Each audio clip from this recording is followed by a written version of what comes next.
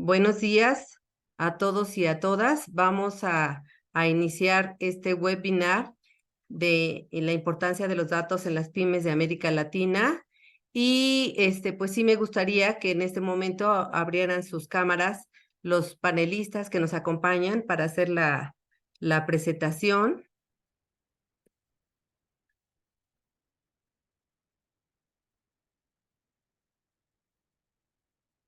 Bueno, bienvenidos. Pues iniciamos con esta sesión tan esperada y agradecemos su participación.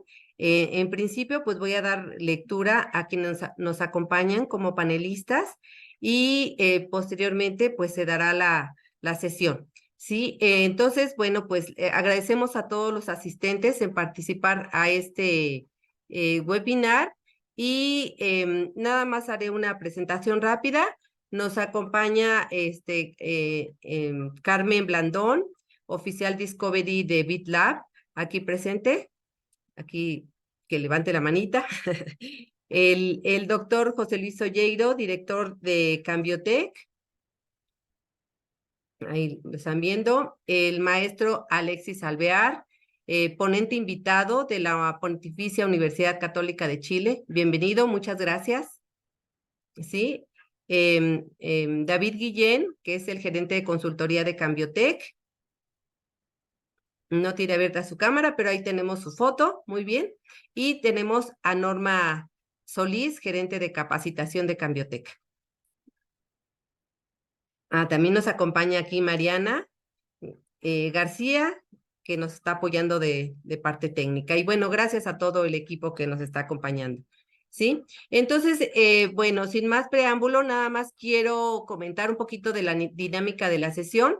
Como verán, estamos organizados de manera que se puedan plantear preguntas a través del sistema que tenemos aquí de preguntas y respuestas.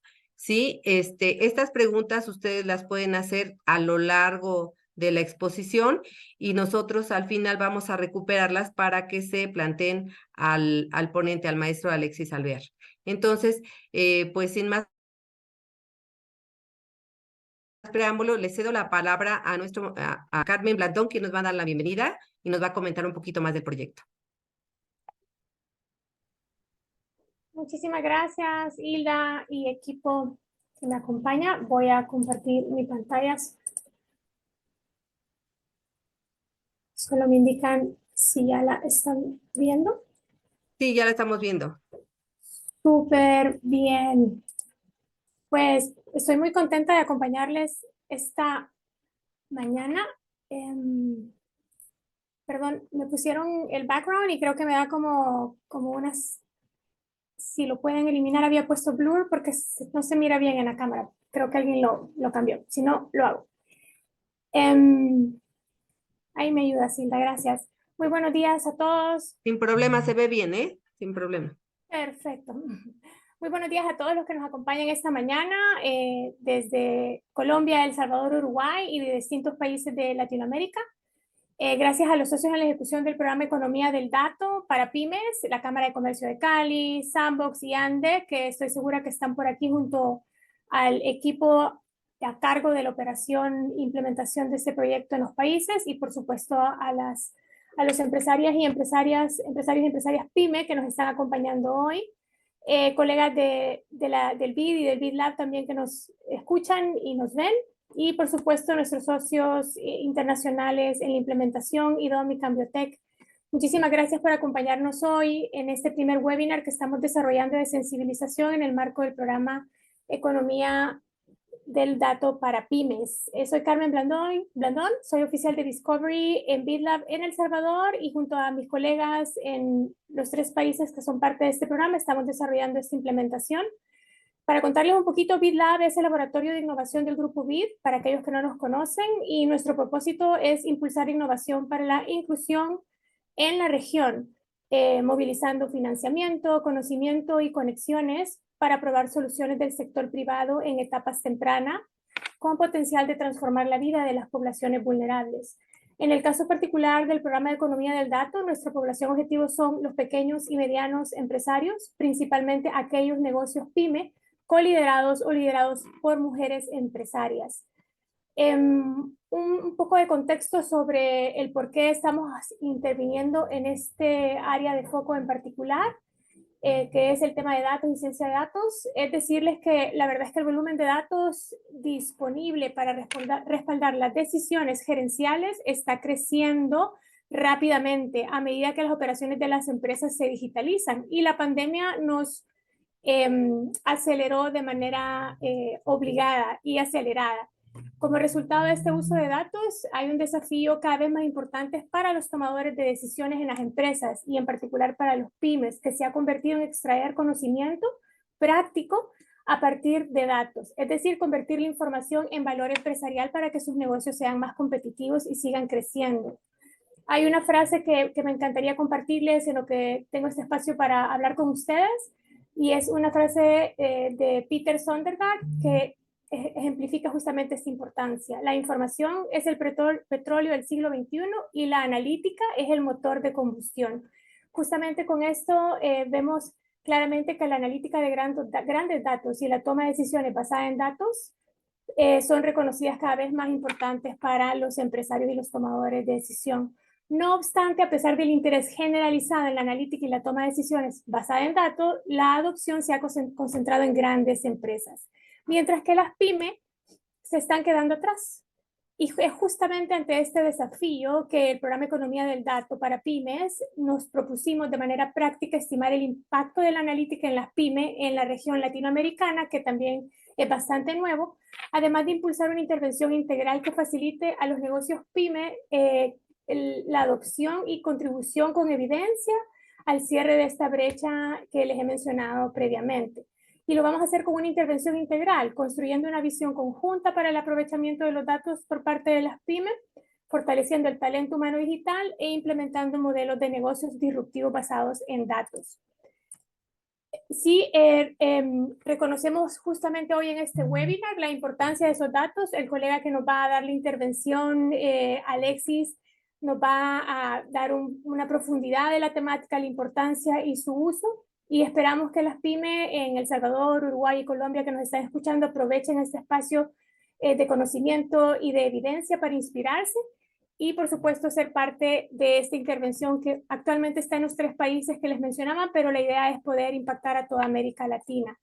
Existe evidencia alrededor de la región de que hay 5 brechas particulares que queremos atender con esta intervención para las pymes. Una brecha de conocimiento, que justamente donde Cambiotec nos está ayudando de manera muy experta y puntual. Baja madurez digital, que también queremos impulsar alrededor de la intervención. Talento humano con habilidades digitales todavía con una brecha o deficiencia, lo vamos a abordar a través de la intervención. Y casos demostrativos que inspiren a otras pymes a adoptar estrategias basadas en datos. Por supuesto, el financiamiento es un desafío aún en la región que estamos buscando integrar con otros socios a la intervención.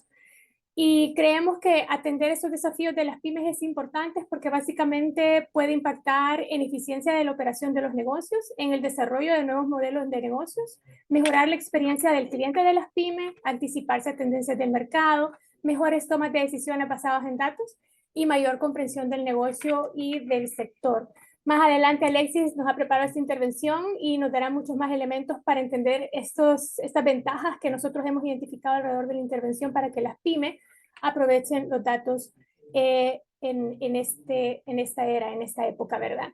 Si quienes nos ven y escuchan hoy están al frente de una pyme o son un actor clave de apoyo de las pymes en Colombia, El Salvador y Uruguay, les invitamos a unirse a esta emocionante travesía que hemos iniciado hace un par de meses atrás, denominada Economía del Dato. Les invito a visitar el portal www.datopymes.com, ya lo vamos a poner por ahí en el chat para todos y verán el detalle de la intervención y la lógica, y por supuesto pueden manifestar interés para ser parte si son una pyme de esta travesía. Realmente hemos abordado este desafío empresarial juntos con este equipo, esta primera alianza de los datos en la región, y estamos impulsando un cambio de paradigma en la forma en la que las empresas de este segmento enfrentan el mundo de los negocios.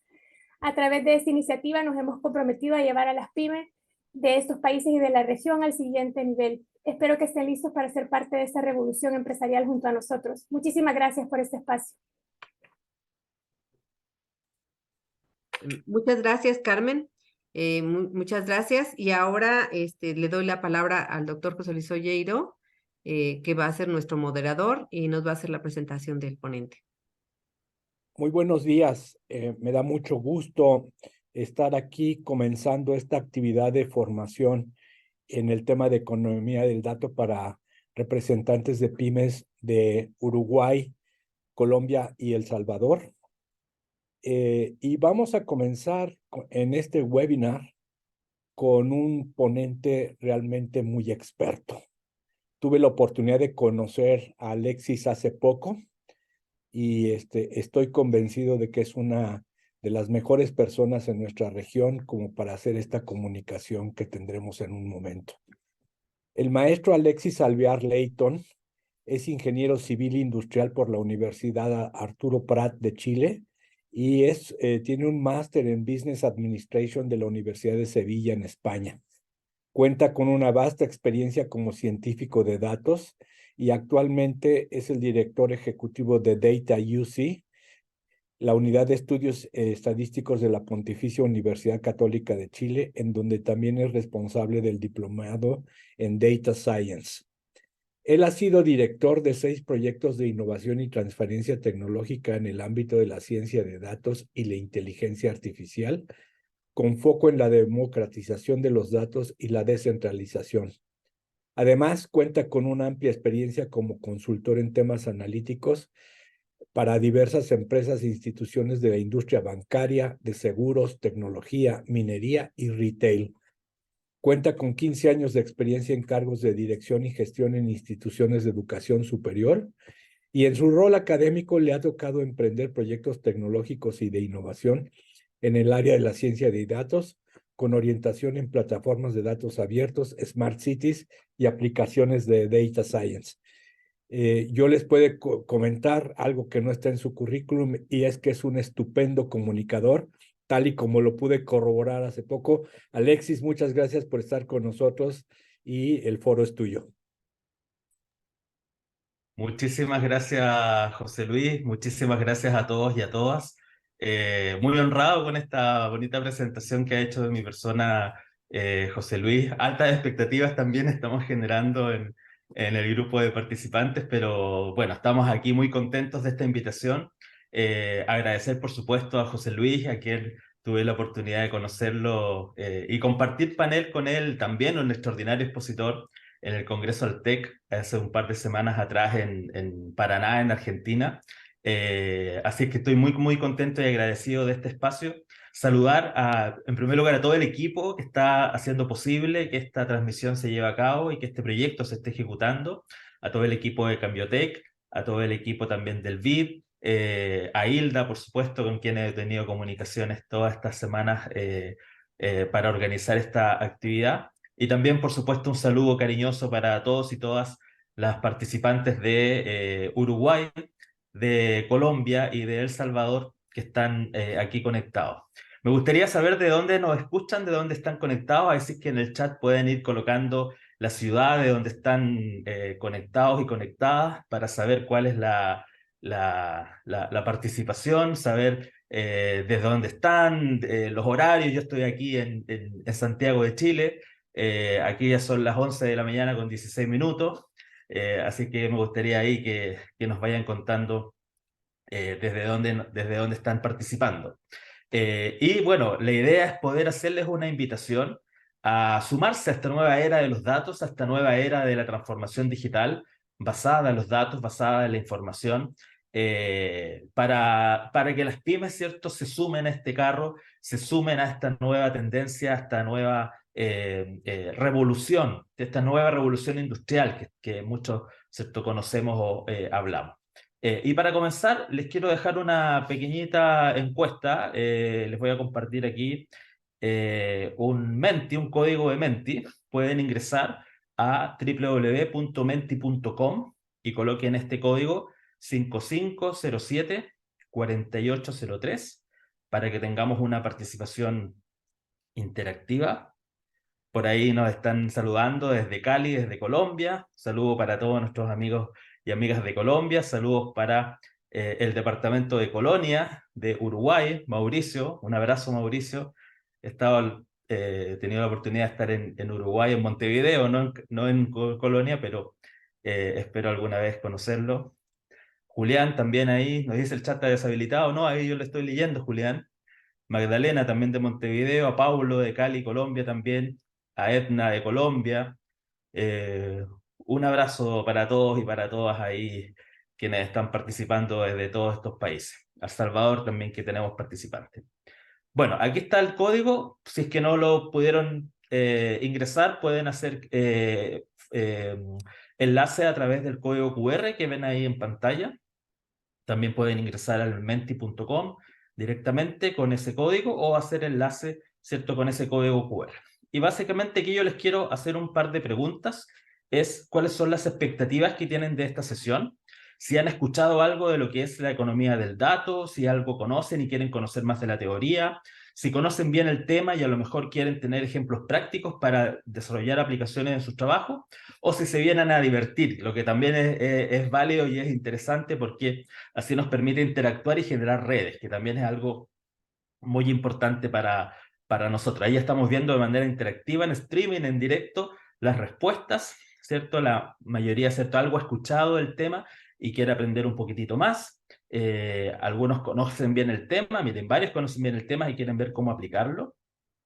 Y algunos quisieran conocer más sobre la teoría que hay detrás, ¿ya? Bueno, vamos a tratar de cubrir todas estas expectativas y necesidades de todos quienes aquí están participando en esta encuesta. Y por otra parte, ¿qué entendemos sobre la economía del dato? También me gustaría que veamos más o menos qué información ya traen, ¿cierto? Por ahí varios dicen, no tengo información, no mucho, ni idea, no tengo información. Las oportunidades de crecimiento a partir del aprovechamiento de los datos, medición de impacto. Aquí voy a mover esto para acá para ver cómo el conjunto de iniciativas, actividades y proyectos cuyo modelo de negocio se basa en la exploración y explotación de las estructuras de bases de datos existentes, son los datos que se obtienen de forma inmediata a través de aplicaciones, gestión y utilización de datos como recursos económicos valiosos, en esencia tratar de reconocer que los datos tienen un valor económico significativo. Excelente ese comentario, esa respuesta. Esto también es fantástico, aprovechar la información para tomar decisiones y explotar los datos para crear ideas. Muy importante la innovación a partir del conocimiento que podemos generar a partir del uso de los datos, aprovechar los datos para mejorar, efectivamente. Todas muy buenas respuestas. La importancia de la información para el desarrollo del negocio, datos para convertir ideas en nuestras compañías, perfecto. Conocimiento, innovación, son conceptos que se repiten.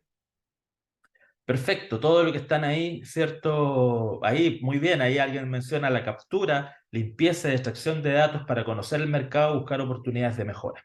Todos los comentarios, ¿cierto?, que están ahí comenzando a plantearse son absolutamente en línea con lo que vamos a conocer en el webinar el día de hoy. Entonces vamos a tener la siguiente estructura. En una primera etapa yo les quiero presentar una conceptualización de lo que es la economía del dato y qué entendemos por dos conceptos que están detrás de esto, uno que es ciencia de datos y otro que es el concepto del Big Data o el Big Data. ¿Ya? Yo lo voy a latinizar el concepto, se puede Big Data o Data Science, pero yo lo voy a decir como Data Science o Big Data, que es algo un poco más coloquial, ¿cierto?, para nosotros. Y en una segunda etapa voy a plantearles algunos ejemplos, una metodología para transferir estas aplicaciones a nuestras pymes, a nuestros procesos, a nuestras actividades. Y finalmente, en una tercera etapa del webinar, presentarles algunas aplicaciones, algunos ejemplos y recomendaciones para poder aplicar. Pero parto presentándome. El profesor José Luis, ¿cierto?, ya ha hecho una presentación extensa de mi currículum, pero a mí me gusta presentarme de otra manera. Me gusta presentarme también con datos, porque estamos hablando, ¿cierto?, de datos y obviamente uno tiene que presentarse, ¿cierto?, con datos y con información. Bueno, mi nombre es Alexis Albert Leighton, yo soy chileno, ¿cierto? Y como les mencionaba el profesor, soy ingeniero civil, tengo un MBA y además trabajo como director ejecutivo de Data UC, que es la unidad de transferencia tecnológica de la Facultad de Matemáticas de la Pontificia Universidad Católica de Chile. Pero hay un dato de mi persona que a mí siempre me gusta contar, y es que yo nací un día 1 de mayo del año 1982. Un 1 de mayo que en mi país, me imagino que en casi todos nuestros países de Latinoamérica es feriado, ¿cierto? Porque es el Día del Trabajador.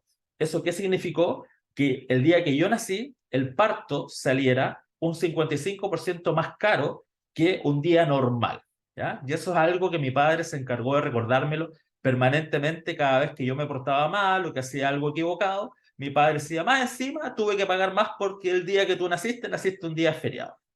Otro antecedente para que ustedes vean que los datos están con nosotros desde que llegamos a este mundo. Inmediatamente cuando nace un bebé, nace una guagua, nosotros le decimos en Chile, lo primero que queremos saber es cuánto pesó y cuánto midió. ¿Cierto? Cuando nace un bebé, uno al tiro pregunta, ay, ¿cuánto pesó la guaguita? ¿Cuánto midió? ¿Cierto? Y en mi caso, no es un dato muy interesante, muy bueno, porque yo cuando nací pesé 5 kilos.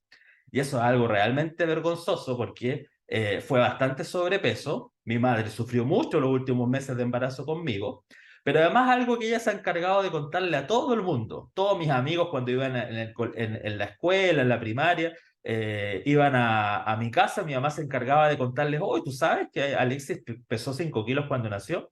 Y eso la verdad es que era algo bastante vergonzoso. Ahora, esto de nacer un 1 de mayo, no soy la única persona que lo sufre. Vemos 717 personas en Chile que nacimos el mismo día, ese mismo año. Y bueno, ahí está un poco atrasado, tengo 41 años, hace poco cumplí los 41 años, y podría decir que soy un chileno medio. ¿Por qué? Porque si yo tomo la edad del bebé que acaba de nacer en algún hospital o en alguna clínica en mi país en este mismo instante, y la persona más longeva, que tiene 109 años, que vive en Chile, y construyo lo que nosotros conocemos como la campanita de Gauss, ¿cierto? Como una distribución normal de la población, yo estoy en el rango que se ubica exactamente en el medio, ¿cierto? De los rangos etarios. Por lo tanto, podríamos decir que soy un chileno medio. Y considerando además, ¿cierto? Que todo mi comportamiento, el poco y nada de deporte que hago y mis constantes visitas a McDonald's, es que probablemente yo viva hasta los 86,3 años. Por ende, me quedan todavía 46 años por vivir y el día de mi funeral eventualmente sería el 31 de agosto del año 2068. Por si alguien tiene tiempo ahí, puede ir a visitarme o ir a dejarme alguna flor el día ese que yo fallezca. Bueno, esto lo cuento un poco en broma, ¿cierto? Bien lúdico, porque el objetivo es el poder mostrarles que a partir de un dato que tiene que ver con mi fecha de nacimiento, yo les puedo contar una historia. Yo les puedo mostrar muchos aspectos de mi vida y esto mismo lo podemos replicar en sus empresas, lo podemos replicar en las pymes, lo podemos replicar en muchas partes. Entonces, vamos a presentar una conceptualización de básicamente el por qué estamos aquí. Y estamos aquí porque estamos en esta nueva era, este nuevo paradigma que conocemos como la era del Big Data o el Big Data. Una era, ¿cierto? Por ahí decía muy bien Carmen, esto del nuevo petróleo. Estamos leyendo en muchas partes, ¿cierto? Que los datos se están transformando en la materia prima más estratégica, más importante, para que las organizaciones tomen decisiones y obtengan ventajas competitivas. Revistas tan prestigiosas de negocios como la Harvard Business Review plantea, ¿cierto?, que es importante que las compañías tengan control, ¿cierto?, de el Big Data y que lo asuman como un elemento estratégico. Entonces, el Big Data está de moda, está planteándose en muchos foros, hasta nosotros, ahí les quiso compartir algunas publicaciones en mi país, ¿cierto? Tuvimos nosotros hasta una portada increíble en un medio de comunicación muy importante, una revista que se llama Viernes, y que decía el poder de los matemáticos, que a nosotros nos sorprendió muchísimo, ¿cierto? Y bueno, ahí está nuestro equipo de trabajo en varias fotografías, hablando sobre esto de los datos. Entonces, nosotros los matemáticos, los ingenieros que nos dedicamos a esto, el tener una portada, la verdad es que nos sorprendió bastante. Entonces, ¿por qué nos pasa esto? Porque el Big Data está de moda. Y estamos hablando, ¿cierto?, de un fenómeno en donde estamos recopilando, estamos siendo capaces de poder acceder a un gran volumen de información, a mares de datos. Cuando antes el desafío era poder tener información, el poder acceder a datos, hoy día la verdad es que esto se está convirtiendo en algo, se está revirtiendo el problema. El problema ya no es acceder a datos, sino que el problema es que estamos enfrentándonos a grandes volúmenes de datos y que a veces no sabemos qué hacer con ellos. Que nos enfrentamos esta vez, como aparece ahí en la imagen, ¿cierto?, esta ola gigante de datos y de información que muchas veces nos supera Entonces, el desafío es, bueno, ¿qué hacemos con tantos datos? Pero vamos a explicarnos primero, bueno, ¿por qué creamos y por qué generamos tantos datos? Entonces, en primer lugar, es darnos un poco esta respuesta. Y la verdad es que nosotros los seres humanos, desde los orígenes de nuestra civilización, hemos querido saber el porqué de las cosas. Por ahí, quienes ustedes tengan niños o niñas pequeñas, ¿cierto? Pequeños en edad ¿cierto? Chiquitos, está en la etapa de los por qué, ¿cierto? Está en la etapa de que preguntan todo, ¿cierto? Pero la verdad es que nosotros somos curiosos siempre, no solamente cuando somos pequeños. Hasta hoy día nosotros queremos saber el porqué de las cosas. Queremos saber el porqué de los fenómenos ocurren, para darnos una explicación y para poder prepararnos para enfrentar esos fenómenos, ¿ya? Hace poco tiempo atrás vivimos el tema del COVID en la mayoría de nuestros países y no sabíamos qué era lo que pasaba con el COVID, los riesgos que llevaba, que podíamos tener. Muchos de nosotros teníamos conocidos que se contagiaban, algunos con síntomas muy leves, algunos otros con síntomas mucho más graves, y queríamos una explicación, necesitábamos saber, bueno, ¿de dónde salió este virus? ¿Qué pasó? ¿Por qué nos contagiamos? ¿Qué riesgos puedo tener yo si es que me contagio? Y todas esas explicaciones las buscamos en la ciencia, en la televisión, los medios de comunicación hacían reportajes, tratábamos de encontrar respuestas. ¿Para qué? Para prepararnos, para enfrentar este fenómeno y darnos seguridad. Porque a los seres humanos no nos gusta la incertidumbre. Queremos saber lo que va a ocurrir. ¿Para qué? Para protegernos, para de alguna forma asegurar nuestra supervivencia. Eso es algo que nosotros en la academia le llamamos la búsqueda de la verdad. Y para eso hacemos investigación científica, para poder explicarnos los fenómenos, para poder entender todos estos fenómenos que nos amenazan, que generan incertidumbre, y poder tener una respuesta, como por ejemplo las vacunas, como por ejemplo sistemas de meteorología. ¿Ah? Por ejemplo, aquí en Chile yo trabajé como asesor para la industria de la televisión hace algún tiempo atrás, y uno de los programas de mayor audiencia que tenía en ese entonces, ahora ya todo lo podemos ver en los celulares, pero en ese minuto era el Informe del Tiempo, ¿ya? Un programa que duraba menos de 2 minutos en televisión, pero era el programa que tenía los auspicios, el costo de auspicio más alto, más caro de toda la programación de la televisión, porque era el programa más visto. ¿Y por qué el Informe del Tiempo era tan interesante para las personas? Porque con eso yo podía anticipar, ¿cierto?, qué es lo que me tengo que poner mañana, con qué vestuario, con qué ropa voy a salir, si va a llover o no va a llover, si va a hacer frío, etc. Es decir, prepararme, anticipar ciertos escenarios futuros a partir de información, ¿cierto?, de la que yo dispongo. Entonces, la meteorología, las ciencias de la salud, las ciencias físicas, hasta las matemáticas, nos ayudan a explicar todos estos fenómenos. Y gracias al método científico y hoy día paradigmas como el paradigma complejo, que nos permite integrar distintas disciplinas, nos han permitido dar respuestas cada vez mayores a todas las problemáticas y a todos los fenómenos que existen y que de alguna forma nos amenazan. Y de esa forma nosotros, al explicarlos, podemos anticipar cómo poder prepararnos para enfrentar estos fenómenos. De tal manera es que, respondiendo a la primera pregunta, ¿por qué generamos tantos datos? Porque nosotros los seres humanos queremos saber qué es lo que pasa, qué es lo que va a pasar, para prepararnos para enfrentar estos fenómenos.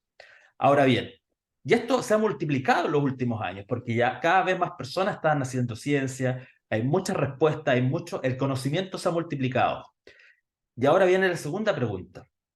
Bueno, pero ¿dónde registramos y guardamos tantos datos? Ya que estamos multiplicando toda esta información. Y la verdad es que esto del almacenamiento y el registro de los datos no es algo nuevo. Desde los orígenes también de otras civilizaciones hemos tratado de guardar y almacenar los datos. ¿Para qué? Para poder preservar las culturas, para poder, ¿cierto?, ir transmitiendo de generación en generación todo nuestro conocimiento. Los antiguos egipcios, por ejemplo, hacían el registro de su conocimiento en papiros, cosas que hoy día nosotros no entendemos. Y hay ciencia que se preocupa de explicarlo, de comprenderlo, para que nosotros los interpretemos. Los mayas también codificaron su información. Tenían estos registros, ¿cierto?, que hoy día estamos tratando de interpretar y de comprender la cosmovisión que ellos tenían del mundo. Y para eso, ¿cierto?, ellos innovaron incluso generando ilustraciones respecto de cómo ellos comprendían los fenómenos ancestrales, los fenómenos sociales, los fenómenos religiosos, ¿cierto? Generando ilustraciones con colores respecto de las cosas que ellos comprendían o que ellos imaginaban. Si vamos a épocas, ¿cierto?, más contemporáneas, ya nuestra civilización, nosotros también desde hace mucho tiempo estamos queriendo saber y tener datos de cómo somos y cuántos somos. Por ejemplo, en todos nuestros países se aplican los censos. En el caso de Chile, el país, ¿cierto?, de donde yo soy, ¿cierto?, el primer censo se aplicó en el año 1803. Estamos hablando de muchísimo, más de 200 años. Estamos hablando, ¿cierto?, de incluso este primer censo lo hizo antes de un censo oficial, lo hizo la Iglesia Católica para poder saber, ¿cierto?, cuántos feligreses habían. Y luego todos los registros, por ejemplo, en los años 60, aquí también hay otro ejemplo de mi país, cuando las personas nacían, se generaba un registro en un libro de actas, ¿ya? En donde se ponía hoy, con fecha tanto, tanto, ha nacido por ejemplo, voy a dar un ejemplo de alguien de Uruguay que puse que era de Colonia. Ha nacido en el departamento de Colonia un varón que pesó y midió tanto, cuyo nombre será, por ejemplo, José Luis Olleiro, qué sé yo, ¿ya? Y teníamos los registros escritos, los registros de forma manual, ¿ya? Entonces, desde siempre hemos querido registrar los datos en distintos elementos. Pero luego, en los años 80, se empiezan a masificar, gracias a la computación, la digitalización de los registros. Ya dejan de ser en parte manual, aunque continúan siendo hasta el día de hoy varias cosas manuales, pero la gran mayoría de los registros se empiezan a digitalizar y a computarizar. En los años 80 se masifica la llegada de la computación a la mayoría de las oficinas, de los departamentos públicos, y en los años 2000 se nos facilita mucho más esta tarea gracias al desarrollo de estos software que son las planillas de cálculo. Ahí yo puse nuestro buen amigo Excel como ejemplo, aunque siendo justos, no sé qué edad tendrán ahí, uno nunca debe preguntar la edad, pero por ahí me pueden poner en el chat más o menos de qué generación son, de qué años son más o menos, ¿ah? Porque los que sean más contemporáneos a mi edad, ¿cierto?, recordarán la llegada de Excel más o menos en los años 2000. Aunque hay que ser justo, antes de Excel había otro procesador, ¿cierto?, otra planilla de cálculo que se llamaba Lotus 123 y que nos ayudaba a hacer estos cálculos, nos facilitaba, ¿cierto?, el hacer cálculos matemáticos y este tipo de interacciones, ¿cierto?, con grandes volúmenes de datos y de información. Ayúdanos a hacer sumas, divisiones, etc. Hasta lo que tenemos en la actualidad, ¿cierto?, que es el fenómeno de el Big Data, que conocemos como Big Data, ¿cierto?, que básicamente es poder tener grandes volúmenes de información almacenados en dispositivos digitales y a los cuales podemos acceder desde cualquier lugar. Y ojo, que el traspaso de información no solamente es manual y ha sido así como yo se los he planteado, sino que también nuestra configuración genética tiene traspasos de información.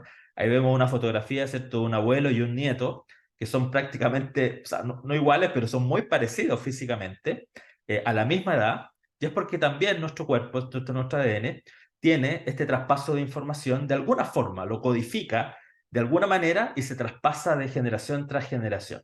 A ustedes probablemente les debe pasar o van a tener hijos o nietos o ustedes mismos, puede que cuando fueron pequeños, cuando fueron niños o niñas, se parecían a sus padres o a sus abuelos o a algún familiar a la misma edad que ustedes tenían. Son cosas interesantes. Ahora, ¿esto es visible para nosotros? La verdad es que cuando uno cuenta esto, para los que no son de mi generación o de nuestra generación, muchas veces dice, oye, pero ya, pero esto es como, ¿cómo lo veo yo? ¿Ah? ¿Cómo lo aterrizo? Y la verdad es que varios de nosotros, ahí estaba preguntando en el chat de qué generación habemos. Acá hay algunos del 81, del 82, el Mauricio usó Lotus, también es como de mi generación. Porque varios de nosotros probablemente vimos o utilizamos lo que están viendo en pantalla. Estos discos de 5 1/4, los de 3,5, fuimos pasando, ¿cierto?, en el almacenamiento de la información, capacidades de almacenamiento de estos discos gigantes que se utilizaban, luego venían estos disquetes, que nos cabía muy poquita información. Aquí, por ejemplo, yo no le hubiese podido enviar a Hilda la presentación del webinar en un disquete así, porque la capacidad que tenía de almacenamiento era bastante pequeña. Hubiese necesitado, por ejemplo, de un pendrive. que fue un dispositivo que posteriormente apareció. Luego aparecieron las tarjetas SD o después las micro CD, hasta el día de hoy, en donde en realidad no necesitamos contar con ningún dispositivo físico con nosotros, ¿cierto? Para poder almacenar información, ¿ya?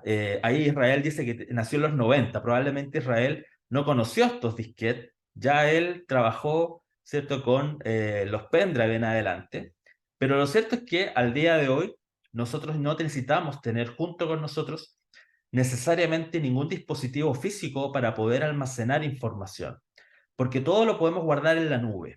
Ningún dispositivo físico con nosotros, ¿cierto? Porque la nube es un dispositivo físico que está en algún lugar, ¿cierto?, dispuesto por algún proveedor, pero no lo tenemos que traer junto con nosotros para poder acceder a esta información, a estos datos. Ahora, ¿cómo podemos hacer visible, ¿cierto?, todo este traspaso y generación de grandes volúmenes de información? Como les decía, pasamos de almacenar información en estos disquetes con muy poquita capacidad a hoy día en la nube poder almacenar grandes cantidades de información. Incluso uno puede pagar en Google o en Apple por tener terabytes de información disponible en tu nube. Y la verdad es que eso ha multiplicado o ha provocado, ¿cierto?, que generemos hoy día grandes volúmenes de información. Y para dimensionar esto, Eric Schmidt, un ejecutivo de Google, de Alphabet, ¿cierto?, la empresa de Google, propietaria de Google, quiso dimensionarlo. Y para eso realizó una investigación cuya conclusión es la siguiente. Él señala que desde los inicios de nuestra civilización hasta aproximadamente el año 2003, como humanidad, como civilización, generamos 5 exabytes de información, equivalente a 1 millón de terabytes, con todos los datos que generamos, que producimos. Pero que el día de hoy, nosotros generamos ese mismo volumen, imagínense, todo lo que generamos desde el inicio de la civilización hasta el 2003, cada 2 días. O sea, hasta el día de hoy, imagínense cómo podemos multiplicar eso. Ya estamos hablando 20 años de que producimos la misma información cada 2 días.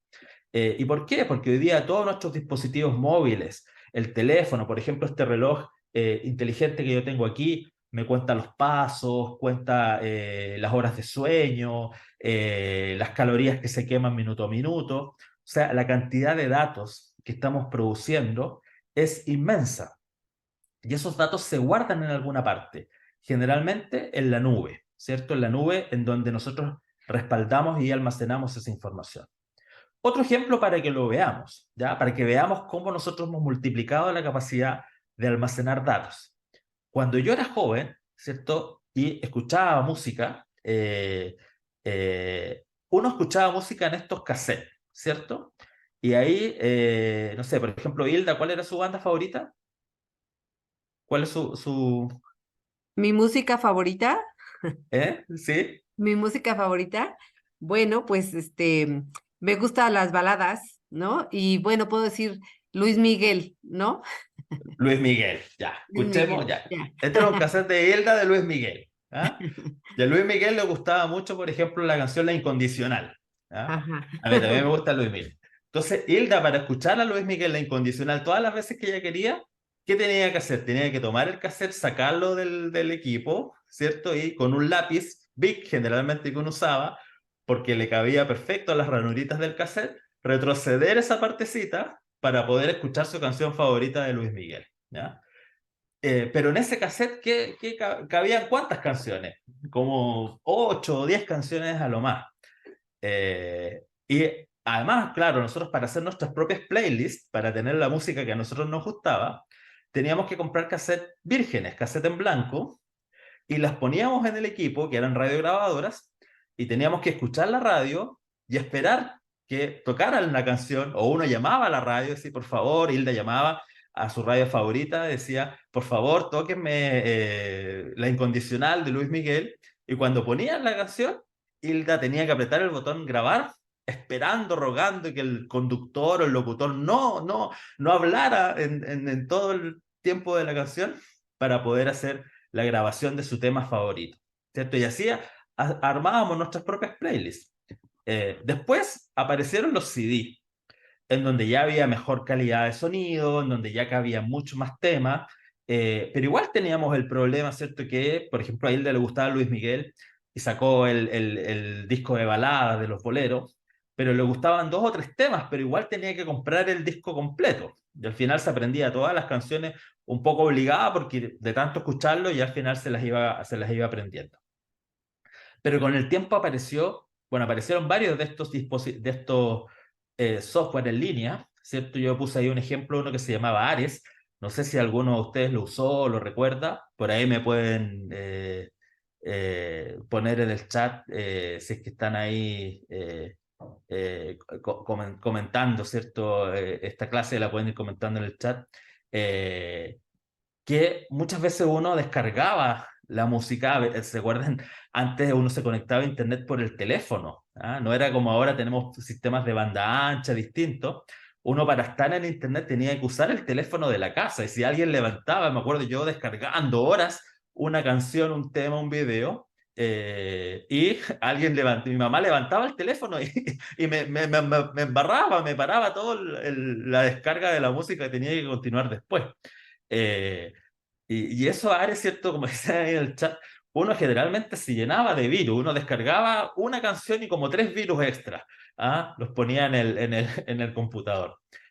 O uno descargaba el video y a veces no era el video que uno quería ver, era una cosa nada que ver. Era un sistema que se llamaba de conexión de computador a computador, donde uno dejaba un archivo y disponible para que otros se conectaran, donde generalmente uno descargaba la música y ahí generabas una gran base de datos compartida virtualmente en donde tú podías acceder a videos, a música de otras personas. Pero eso obviamente traía sus riesgos de descargar virus, como les decía. Entonces, toda esa capacidad, ¿cierto?, de descargar información se fue multiplicando. Y ahí aparecieron los CDs en blanco también, los CDs vírgenes, en donde nosotros podíamos crear también nuestras propias playlists. Ahí ya Hilda pudo por fin tener su propia lista de canciones de Luis Miguel, las favoritas. No tener que comprar el disco, ¿cierto?, con las 10 o las 12 canciones obligadas, sino que Hilda creó su propio CD de sus canciones favoritas de Luis Miguel.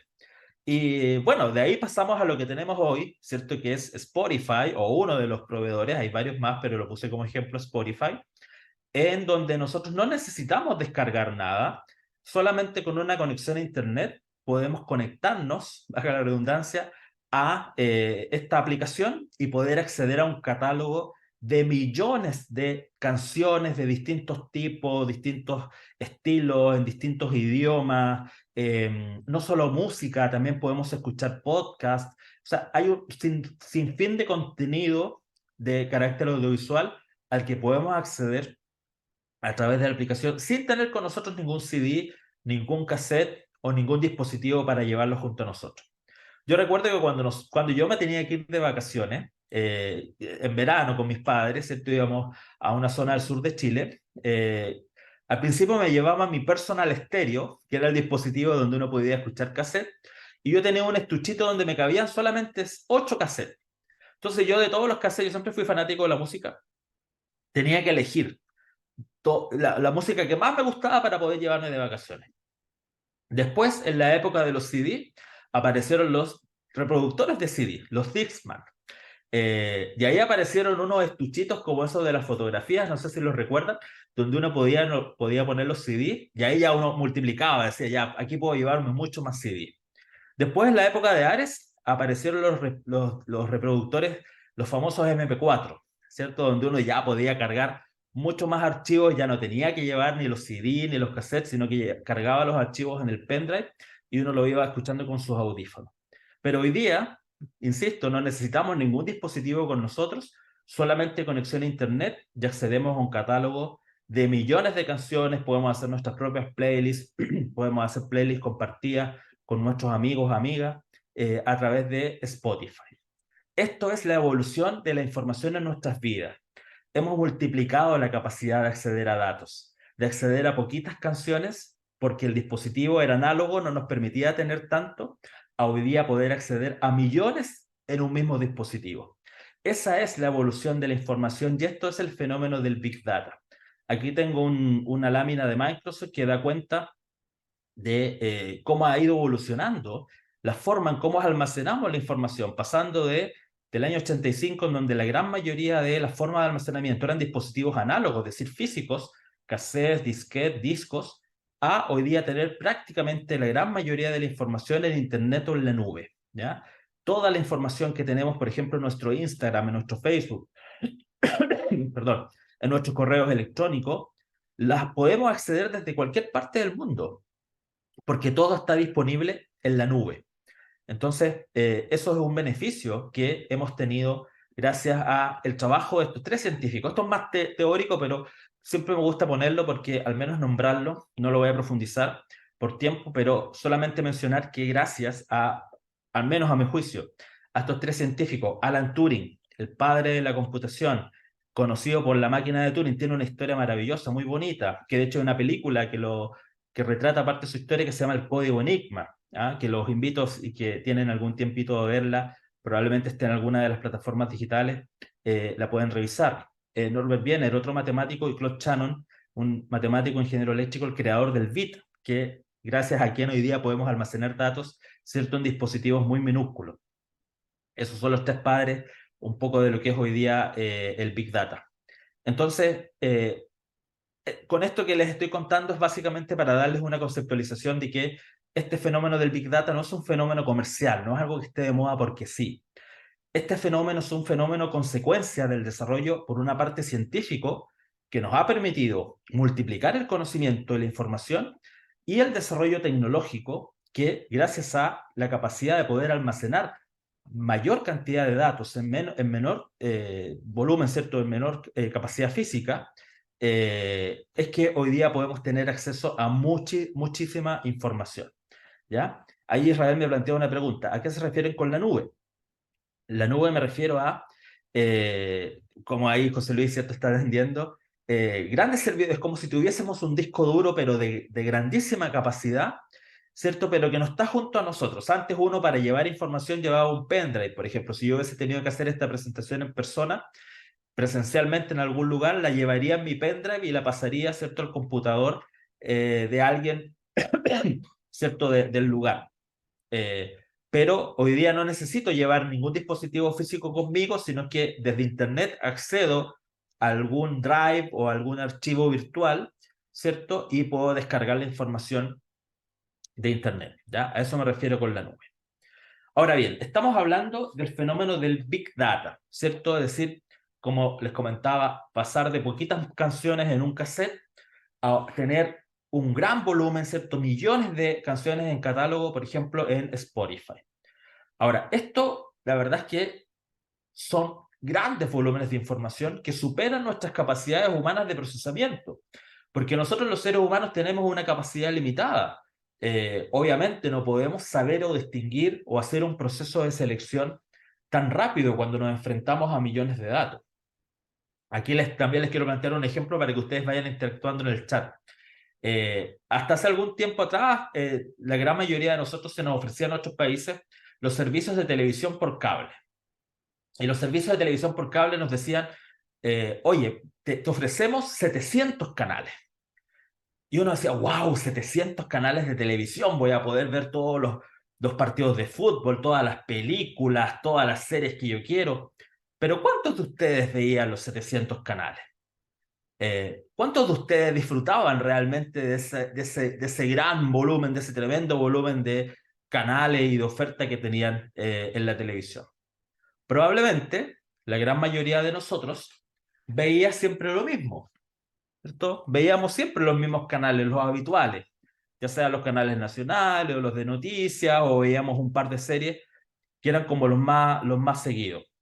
Pero la mayoría de nosotros desaprovechaba esa posibilidad de tener tantos canales con tanta oferta, porque nuestra capacidad de ver todo eso es inviable, ¿cierto? No podemos ver 700 canales, ni comprender, ni estar atentos a 700 películas en el mismo minuto.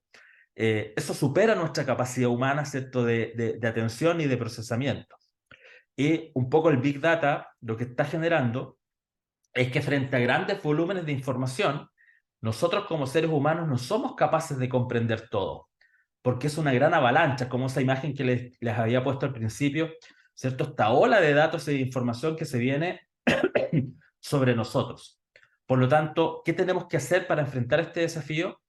tenemos que ayudarnos con la tecnología, esta misma tecnología que nos facilita y que nos ayuda a capturar y almacenar grandes volúmenes de información, pero también nos puede ayudar a comprender esta información, transformando en lógicas humanas, a través de sistemas computacionales, los procesos de entendimiento y de adaptación de esta información, ¿ya? Entonces, el Big Data lo que hace fundamentalmente es transformar complejidad, que son grandes volúmenes de datos, que superan nuestras capacidades de comprensión, a través de sistemas computacionales que lo transforman en lógicas humanas. Y así yo puedo decidir. Un gran ejemplo de esto es las plataformas de audiovisuales de hoy día, como ejemplo Netflix. Netflix lo que hace es básicamente tomar decisiones por nosotros. Nosotros lo que hacemos es, como les decía, esto de los 700 canales, nosotros no podíamos ver los 700 canales al mismo tiempo y tampoco tenemos la capacidad de distinguir si el contenido que nos ofrecían era interesante o no minuto a minuto. Por eso no hacía zapping, cambiaba, decía, oh, no hay nada que ver, está todo aburrido. Pero obviamente, cierto que no hacíamos el zapping por todos los canales porque no somos capaces en tan poco tiempo. ¿Qué es lo que hace Netflix? Nos ayuda a orientar una decisión en base a nuestro consumo, en base a nuestra historia, ¿cierto? Lo que hace Netflix es, primero nos encuestó, cuando uno se registró, uno a veces no se acuerda, pero cuando uno se registra por primera vez en Netflix, a uno le preguntan cuáles son las películas de tu interés, cuáles son las series, qué es lo que te gusta, pero además con el consumo real, es decir, cuando yo me conecto y veo películas, a partir de lo que yo he visto, me va ofreciendo contenido similar. Eso es lo que en ciencia de datos conocemos como sistemas de recomendación. Yo le voy recomendando a la persona, a mi usuario, a mi cliente, cosas similares, parecidas de lo que vio. ¿Por qué? Porque yo sé que esos aspectos son de interés, ¿ya? Ahí tengo una pregunta de Roger que me dice, cuando hablas de lógicas humanas, ¿a qué te refieres exactamente? ¿Programas o uno como ser humano? Me refiero a que el computador, bueno, esto lo vamos a ver un poquito más adelante, hoy día está en boga todo esto que se conoce como la inteligencia artificial. ¿Qué es la inteligencia artificial?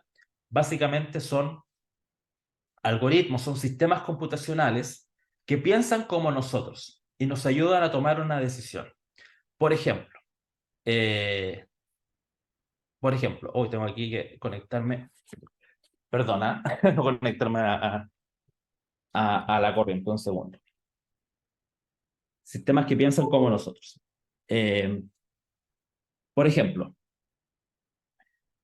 nosotros, cuando recibimos un correo electrónico, ese correo electrónico, muchos de ellos lo catalogamos, ¿cierto?, como basura, como spam, ¿cierto? Entonces, tomamos un correo, lo revisamos, y dice, este correo no me interesa, entonces lo mando a la carpeta de spam con un correo no deseado. Pero lo que hace el computador es empezar a imitar nuestro comportamiento. El computador de forma inteligente, ¿cierto?, advierte que hay un patrón de conducta en nosotros, que ese tipo de correos con esas características, habitualmente nosotros los mandamos a una carpeta que se llama spam. Y al principio, el correo nos pregunta, cuando nos llega un correo de esas características, el correo nos pregunta, nos dice, este correo parece no deseado, y nos pide que nosotros le confirmemos esa información. Y si nosotros le decimos sí, es un correo no deseado, lo que hace el computador por nosotros es que después, cada vez que llega un correo con esas características, automáticamente lo envía a spam. Es decir, toma una decisión por nosotros. Nos ahorra tiempo, nos ahorra un trabajo. ¿Por qué? Porque el computador aprendió de una conducta que nosotros desarrollábamos habitualmente. Esa es la inteligencia artificial. Básicamente, esa es la lógica detrás de la inteligencia artificial. El poder transformar, ¿cierto?, estas acciones humanas, automatizarlas a partir del aprendizaje que tienen las máquinas de nuestro comportamiento. Eso se conoce como machine learning o aprendizaje de máquinas, ¿ya? A eso me refiero, Roger. El Big Data lo que hace es, con técnicas como por ejemplo del machine learning, ayudarnos a tomar decisiones por nosotros. Lo que hace, por ejemplo, Netflix, cuando nos ofrece, en el catálogo uno entra a la aplicación y nos ofrece contenidos para nosotros, lo que hace es ayudarnos a tomar una decisión por nosotros. Nos plantea, ¿cierto?, mira, todo este contenido puede ser de interés para ti. Y nos comparte, ¿cierto?, ahí información o películas o series que a nosotros nos podría parecer interesante, sin que nosotros tengamos que destinar tiempo en buscarlo. El sistema lo hace por nosotros, ¿ya? Entonces, el computador, usando lógicas humanas, pensando como nosotros, aprendiendo de nuestras conductas, automatiza ciertos procesos decisionales para que nosotros no perdamos tiempo en aquello, ¿ya? Eso es básicamente, no sé si ya respondí la consulta de Roger. Ahora bien, cuando hablamos de Big Data, uno generalmente cree o lo relaciona fundamentalmente con volumen, ¿cierto? Porque cuando hablamos de Big Data, hablamos, este concepto de Big, ¿cierto? Nos hace referencia a algo grande, ¿cierto? Al volumen. Pero cuando hablamos de Big Data, no es solamente volumen, sino que también estamos hablando de complejidad. Porque las características del Big Data, y aquí viene para llevarlo, ¿cierto?, aterrizado a lo que es aplicación en las pymes, no solamente es trabajar o prepararnos para trabajar con grandes volúmenes de información. Si queremos trabajar con Big Data, no solamente tenemos que tener capacidades computacionales para capturar, procesar y analizar grandes volúmenes de datos, sino que además tenemos que asumir el desafío de la velocidad. Y esto se llama la 5V del Big Data porque todas estas características aparecen con la V, con la V de alguna de las características, por eso se conoce, ¿cierto?, como la 5V o la 5V del Big Data. La primera característica es la V de volumen, ¿cierto? Obviamente tenemos que ser capaces de capturar, procesar y analizar grandes volúmenes de datos. Pero a su vez, tenemos que hacerlo a una gran velocidad. ¿Por qué? Porque el dato es volátil y el dato nos sirve en el momento, nos es útil en el momento oportuno. No me sirve hoy día tener datos del año pasado ni tener datos de 2 días atrás. Me sirve hoy día tener información del momento para poder tomar decisiones ahora ya. No sé, yo creo que la gran mayoría de ustedes a lo mejor tienen aplicaciones en sus teléfonos celulares de su banco, de su entidad bancaria. Y apenas, por ejemplo, yo hago una transacción con mi tarjeta de débito o de crédito en algún comercio, inmediatamente me llega a la aplicación una notificación que me indica que se hizo una transacción comercial por tantos dólares en el comercio, por decir algo, almacén Los Escuderos, ¿ah? Por decir algo, la comuna de Santiago.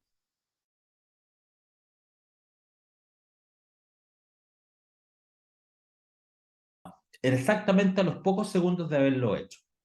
Entonces, el volumen la velocidad, perdón, es muy importante porque es muy trascendental el tener los datos en el momento oportuno.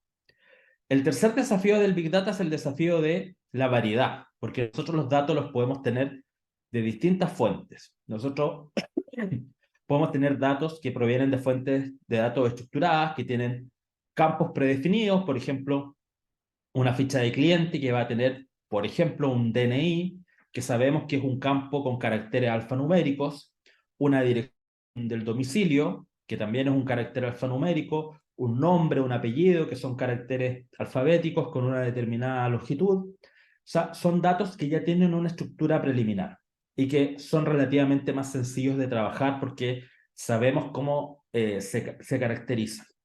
Pero también podemos obtener datos de fuentes que no son estructuradas. Nosotros podemos obtener datos, por ejemplo, de videos, de fotografías.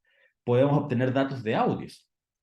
Por ejemplo, nosotros como DATUC, la unidad donde yo trabajo en la Universidad Católica, para la época pandemia trabajamos para un centro comercial que tenía la necesidad de detectar a través de las cámaras de vigilancia del centro comercial las personas que ingresaban al recinto con mascarilla para la época del COVID. ¿Para qué? Para poder hacer prevención, ya que era obligación el uso de mascarillas en todos los espacios compartidos o de gran afluencia de público. Y si llegaba la entidad sanitaria a fiscalizar y veía que alguien no tenía mascarilla, el comercio era sancionado, no las personas. Entonces ellos querían anticiparse a eso y a través de las cámaras de video identificar si las personas tenían mascarilla o no. Eso es un dato no estructurado porque en el cuadro, ¿cierto? Me refiero al cuadro que toma una cámara de video, pueden pasar personas de distintos tamaños, ¿cierto? Personas más altas, más bajas, hombres, mujeres, Puede aparecer una persona como yo con barba, por ejemplo, y que el sistema pueda interpretar que mi barba es una mascarilla, entonces yo me podría salvar, ¿cierto? Porque eventualmente lo interpreta como que yo andaba con mascarilla. Entran niños o niñas, ¿cierto? Que es más difíciles, las mascarillas eran de distintos colores, las celestes, blancas, algunos con diseños, algunas mascarillas de tipo quirúrgica, otras mascarillas de género, de tela. Entonces no era algo que fuese uniforme, homogéneo.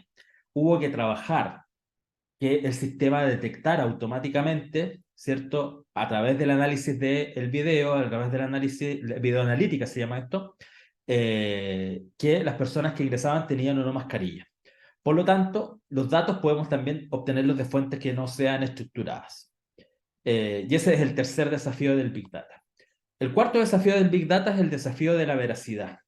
Estamos enfrentándonos a un mar de información falsa, lo que se denomina, ¿cierto?, en Internet como las fake news. No todos los datos son fiables. Por ende, tenemos que ser capaces de poder acceder y de contrastar la información a la cual nos enfrentamos. Si vamos a tomar decisiones basadas en datos, estas decisiones tienen que basarse en datos fiables, en datos que sean veraces, en datos correctos. Y ahí también es un desafío cuando uno trabaja con base de datos. Por ahí en el chat me puedes colocar quien tenga experiencia trabajando con datos, que la gran mayoría de los que trabajamos con datos nos tenemos que enfrentar a tediosas labores de limpieza de la información. ¿Cuántas veces nos llegan por ejemplo, acá en Chile, los DNI con un registro incorrecto, con los famosos null, ¿ah? o los NA que nos aparecen en las grandes planillas? Aquí contarles una anécdota. Alguna vez a mí me ha tocado aplicar encuestas a todos nuestros estudiantes de la universidad, casi 22.000 alumnos, y en una ocasión, por alguna razón que aún no comprendo por qué lo hice, dejé abierto el campo para que los estudiantes respondieran la carrera que estudiaban. Y, por ejemplo, ahí descubrí que había 62 formas diferentes de escribir ingeniería. Porque algunos alumnos pusieron ingeniería, ingeniería con acento, ingeniería sin acento, ingeniería con J. O sea, había ING. O sea, yo dije después, ¿por qué hice esto? Debía haber puesto una lista desplegable con las carreras porque estaban predefinidas y que los mismos alumnos seleccionaran ahí, y tuve que escribir un código para que transformara todas esas ingenierías raras en la carrera que correspondía, que era ingeniería, la facultad que correspondía. Entonces, trabajar con datos faltantes, con datos erróneos, es una labor tediosa, pero muy importante, porque en ciencia de datos nosotros tenemos un dicho que es: si el modelo estadístico que tú vas a probar entra basura, lo que va a salir es basura. Por ende, tienes que trabajar en limpiar, en ordenar, en homogeneizar, en sistematizar los datos con los que vas a construir tus procesos de análisis, porque si vas a tomar decisiones con datos, lo importante es trabajar con datos veraces y fiables. Muy bien, ahí como dice efectivamente Juan Manuel, en un proyecto de datos, la gran mayoría del tiempo que tomas te lo pasas efectivamente limpiando y ordenando datos y la información. Y finalmente, la última B de característica del Big Data es la B de valor, que tiene que ver con cuál es el valor, cuál es el provecho que yo le saco a la información. Y el valor del Big Data está en la capacidad analítica. Es decir, yo no me basta juntar y tener datos por tenerlos, sino que yo quiero tener datos para analizarlos, para que estos datos me hablen, me digan cosas, me vayan explicando fenómenos comerciales, fenómenos financieros, poder entender lo que está pasando en mis operaciones, en mi producción, a partir del análisis de datos. Y la capacidad analítica, aquí yo les quiero compartir esta lámina que es muy importante, porque básicamente es la base de lo que podemos hacer, que viene ahora la segunda parte de aterrizarles toda esta teoría y poder mostrarles con un ejemplo cómo podemos usar esta teoría o esta metodología para nuestras pymes, qué provecho podemos sacar a partir de esto. Y esta lámina es clave porque de alguna forma podemos nosotros hacer procesos de análisis, procesos analíticos en distintos niveles de complejidad.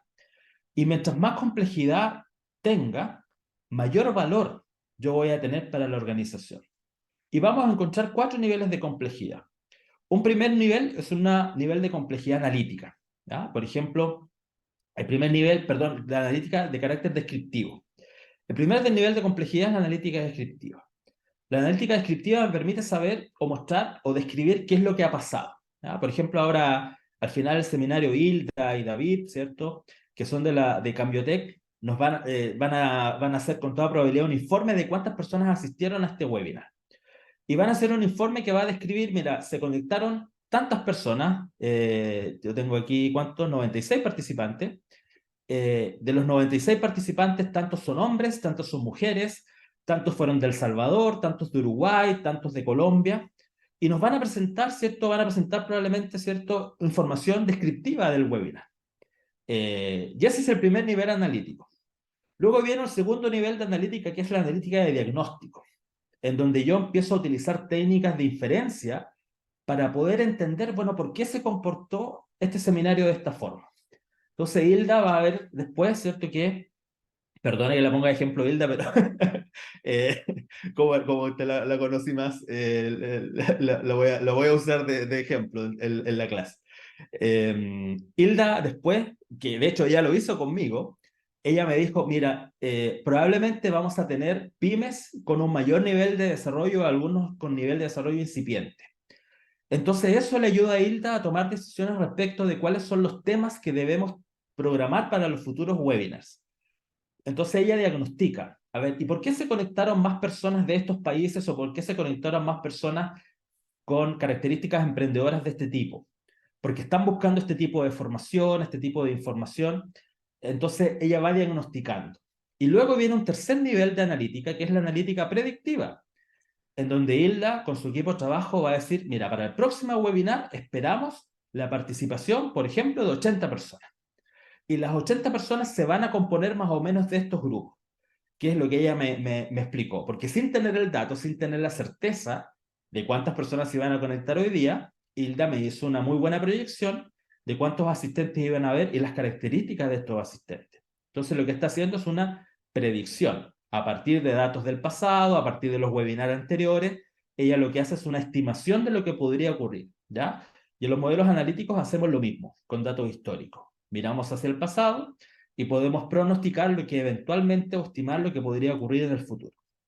Y finalmente, el cuarto nivel de complejidad se llama la complejidad analítica prescriptiva, que viene de preescribir la historia, de poder anticiparnos a lo que va a ocurrir, de simular escenarios y poder establecer probabilidades de ocurrencia. Por ejemplo, Carmen nos comentaba, ¿cierto?, de la importancia de la integración del enfoque de género, ¿cierto?, que es muy importante en este proyecto también, porque la gran mayoría de las emprendedoras o de las líderes de pymes son mujeres, y mujeres jefas de hogar. Por tanto, el equipo de Cambiotech podría estimar acciones para fomentar o incentivar la participación de mujeres en este tipo de webinars o en estos programas de apoyo. Y para eso, ¿cierto?, podría establecer incentivos. Y sin saberlo, ¿cierto?, puedo yo pronosticar las probabilidades que un determinado tipo de incentivo resulte. Por ejemplo, nosotros en la universidad también estamos muy interesados que más mujeres entren a las carreras científicas. En ciencia de datos, en esto que hacemos, la gran mayoría son hombres. Son muy poquitas las tasas de mujeres que tenemos en nuestros cursos. Entonces, hay todo un sistema de incentivo, de beneficio, de becas, de apoyo, de acompañamiento, para que las mujeres ingresen a las carreras científicas. Entonces uno analiza, bueno, ¿qué probabilidad tenemos de que al ofrecer una beca tengamos más postulaciones de mujeres a nuestras carreras? Y ahí uno hace la prescripción, ¿cierto? Establece como esos famosos arbolitos de decisión, donde uno dice, bueno, ¿qué probabilidad de que ocurra esto? Y si ocurre, ¿cuánto se va a dar? Digamos, ¿cuántas mujeres más se inscribirían? Esa es la analítica prescriptiva. Un poco anticiparnos a los escenarios que yo estaba pronosticando, pero saber, ¿cierto?, qué es lo que se va a hacer. Aquí un ejemplo un poco más común de lo que les mencionaba, porque estos 4 niveles de complejidad analítica los podemos tener en el momento, ¿sí? Minuto a minuto. En pocos segundos se puede hacer estos procesos analíticos. Por ejemplo, cuando nosotros ponemos en el Google Maps una dirección y le pedimos que nos calcule la ruta óptima, es decir, aquella ruta por la cual, ya sea en vehículo propio o en transporte público, en bicicleta o caminando, yo voy a llegar en menor tiempo. Y el Google Maps, en los pocos segundos que hace de cálculo de esto, hace todos estos procesos analíticos. En primer lugar, construye una analítica descriptiva. Nos muestra todas las rutas posibles o en su sistema interno analiza todas las rutas posibles para que lleguemos a ese lugar. Yo podría llegar por muchas calles, por lo tanto podrían haber probablemente 800 rutas, pero Google Maps no nos muestra las 800 rutas, nos muestra solo aquella más óptima. Por lo tanto, no solamente es descriptivo, sino que también hace un diagnóstico de cuáles serían las rutas más óptimas en cuanto a tiempo y distancia para reducir esa gran complejidad. Esto me refiero con la inteligencia artificial, toman decisiones por nosotros, ¿cierto? De todas las posibles rutas, reduce esa gran 800 rutas a 3 que representan para nosotros las mayores probabilidades de llegar en menor tiempo a ese lugar que a nosotros nos interesa. Y eso hace también, por tanto, una analítica predictiva, porque en el mismo segundo que mira todas las rutas, selecciona las que menos se demora, predice en el momento en función de los otros usuarios que están conectados, del tráfico, del uso del transporte, de los tacos que le llamamos nosotros acá en Chile, que son las congestiones vehiculares, cuáles son las que se demoran más o se demoran menos. Y lo que nos ofrece finalmente en una ruta marcada con rojo es la ruta óptima que nos llevará en el menor tiempo, dadas las condiciones que simula para el periodo de tiempo en que nosotros vamos a trasladarnos a ese lugar. Por lo tanto, en cuestión de segundos, Google Maps lo que hace es aplicar los 4 niveles de complejidad analítica para tomar una decisión o recomendarnos una decisión, ¿cierto?, por nosotros. Nosotros no tomamos tiempo, más que esos segundos de escribir el lugar que vamos, y la inteligencia artificial, en este caso Google Maps, nos ayuda en esta decisión. Esos son los 4 niveles de complejidad analítica. Por tanto, tenemos aquí, ¿cierto?, un fenómeno en donde, por una parte, el Big Data nos ayuda a transformar grandes volúmenes de datos en información para la toma de decisiones, y la ciencia de datos, ¿cierto?, nos ayuda a transformar esa información en conocimiento para que nosotros podamos, ¿cierto?, tomar mejores decisiones y así apoyar nuestros procesos en la organización, en las empresas, ¿no? Roger, sí, ahí me dice que tiene una... Por supuesto, ahí devuelvo la diapositiva anterior. Ahí está en pantalla para que usted haga la pregunta. Pregunte nomás, sí, ponga ahí en el chat la pregunta que tenga. Yo aprovecho de tomar agüita ahora. Cuéntenme si va bien, si voy muy rápido, ahí ustedes me dan feedback. Si está muy aburrido también, vamos cambiando temas, pero ustedes me van contando si es que va todo bien ahí en el chat.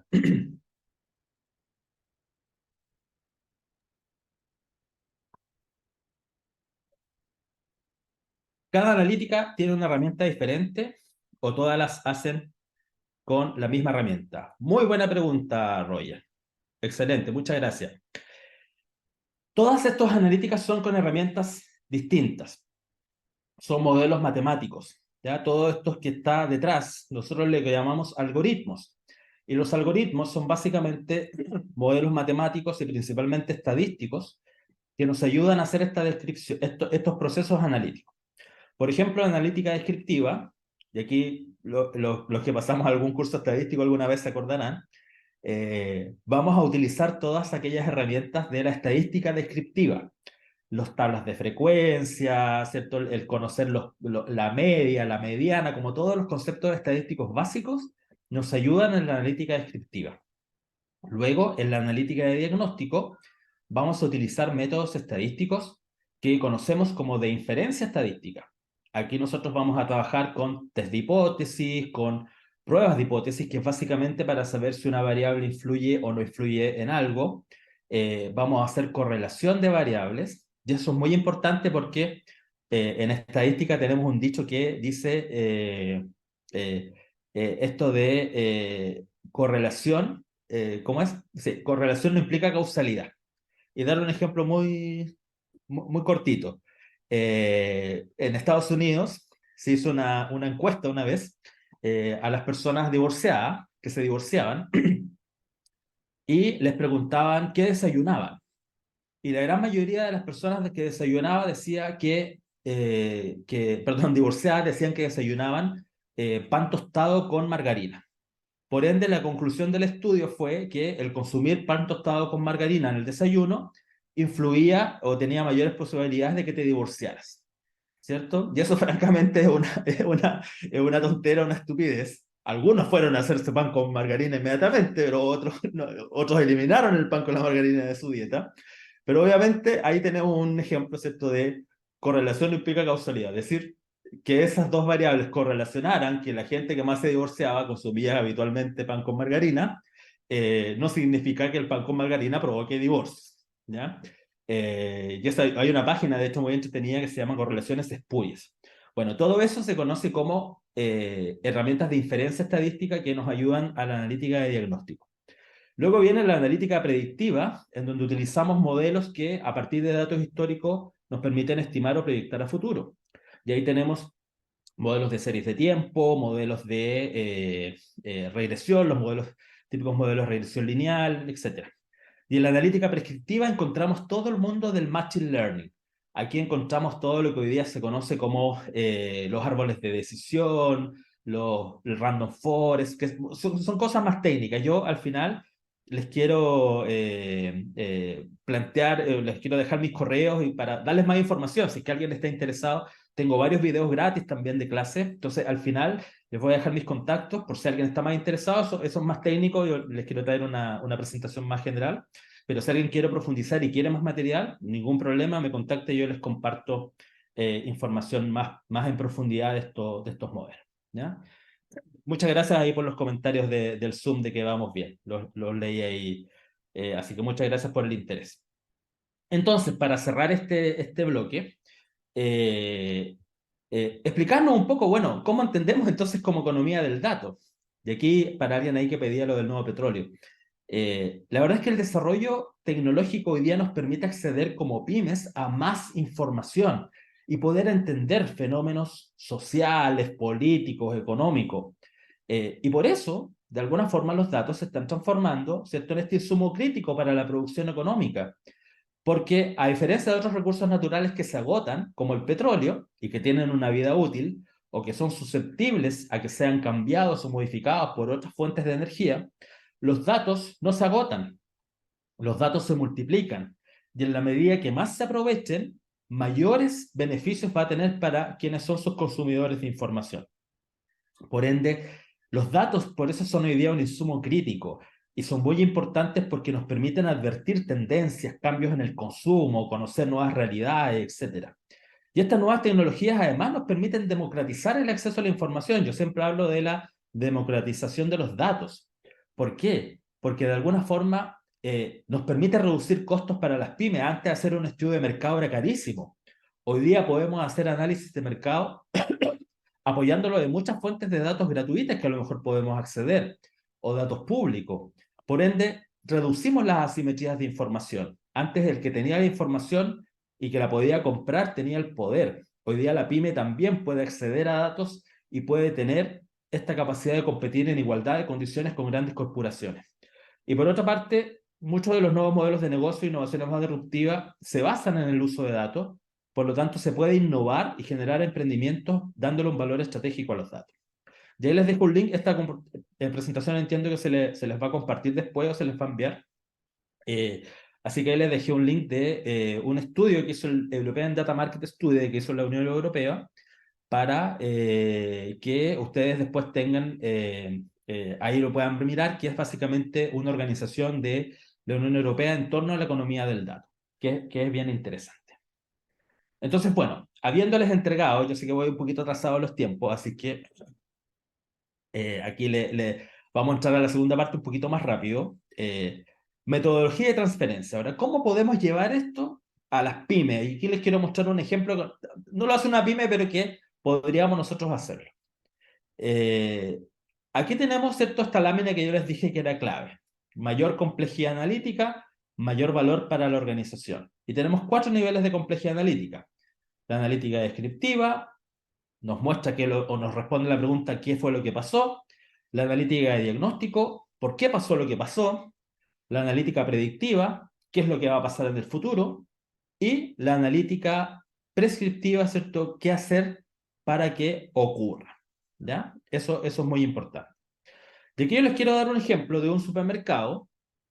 Este ejemplo yo lo disfrazo un poco porque es de un supermercado que existe aquí en Chile, pero como esto va para otros países, no va para Chile, puedo nombrarlo, pero básicamente un supermercado que tiene una imagen corporativa de un elefantito, ¿ya?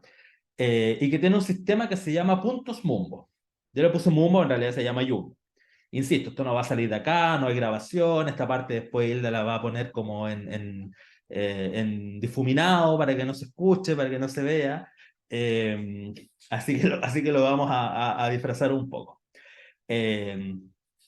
¿Cuántos de ustedes compra en alguna tienda y acumula puntos?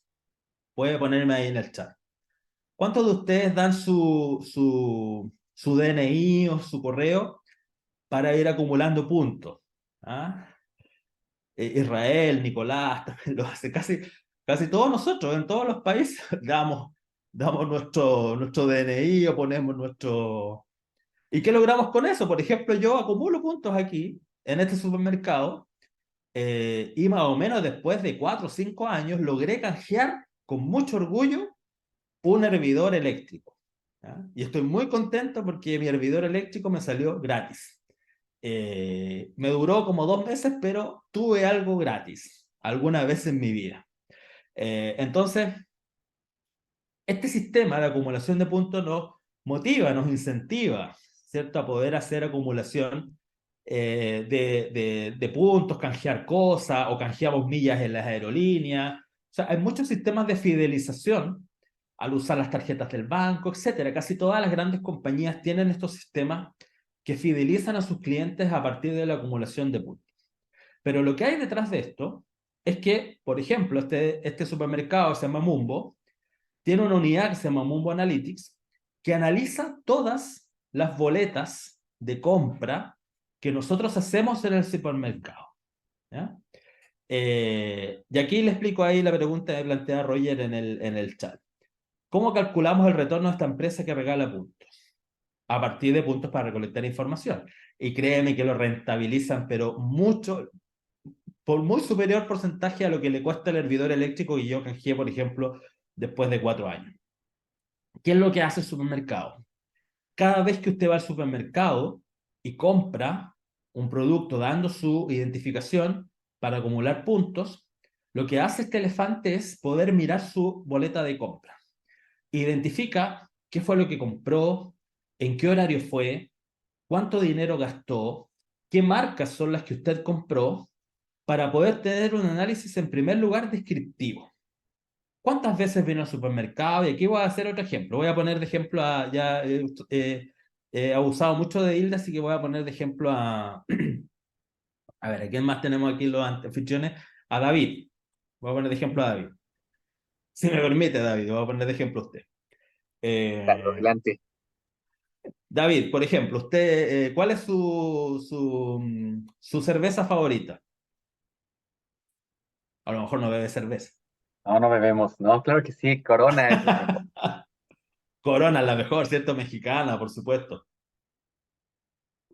Entonces, David, cada vez que va al supermercado, compra cerveza Corona, ¿ya? Que es buenísima. Acá en Chile también la consumimos mucho. Entonces, el elefante Mumbo va a ver que David va al mes 4 veces al supermercado. Y de las 4 veces que David va al supermercado, 2 veces se lleva Corona.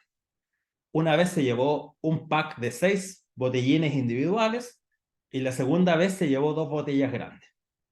Entonces uno pregunta, bueno, ¿por qué compró esos productos? ¿Por el precio, por la marca, porque estaba en oferta, por tradición, o incluso por ubicación en góndola? Porque aunque ustedes no se lo imaginen, tiene un mayor costo para las empresas tener sus productos en la góndola cuando uno solo tiene que estirar el brazo y sacar el producto. Si uno tiene que hacer un esfuerzo de agacharse o el producto está muy arriba, eso sale más barato. Pero si tú quieres que tu producto esté en la góndola, en la parte del medio, tiene un mayor costo de representación para los supermercados. Entonces puede que a lo mejor David saque las coronas porque las coronas están más fáciles de sacar de la góndola. Puede ser. Entonces empieza el elefante a mirar, bueno, analicemos el comportamiento de David. mira, viene 4 veces al supermercado, compra estos productos, siempre compra cerveza Corona. Entonces empecemos a analizar, pues a ver, la próxima vez que David venga, viene análisis predictivo, veamos la información histórica y perfilémonos como consumidor. Si a David le gusta la cerveza Corona, ¿cuánto ha pagado por ella? ¿Cuánto cuesta más o menos, David, una cerveza Corona ahí en su país? Usted es de México, ¿no? Del Así que, hermoso México lindo y querido. sí, alrededor de $1.50. Ya, David pagó $1.50 por, en promedio de la cerveza Corona. Entonces, ¿qué es lo que hace el elefante? Empieza a plantear la analítica prescriptiva. Entonces empieza a decir, mira, David compra la cerveza Corona a $1.50.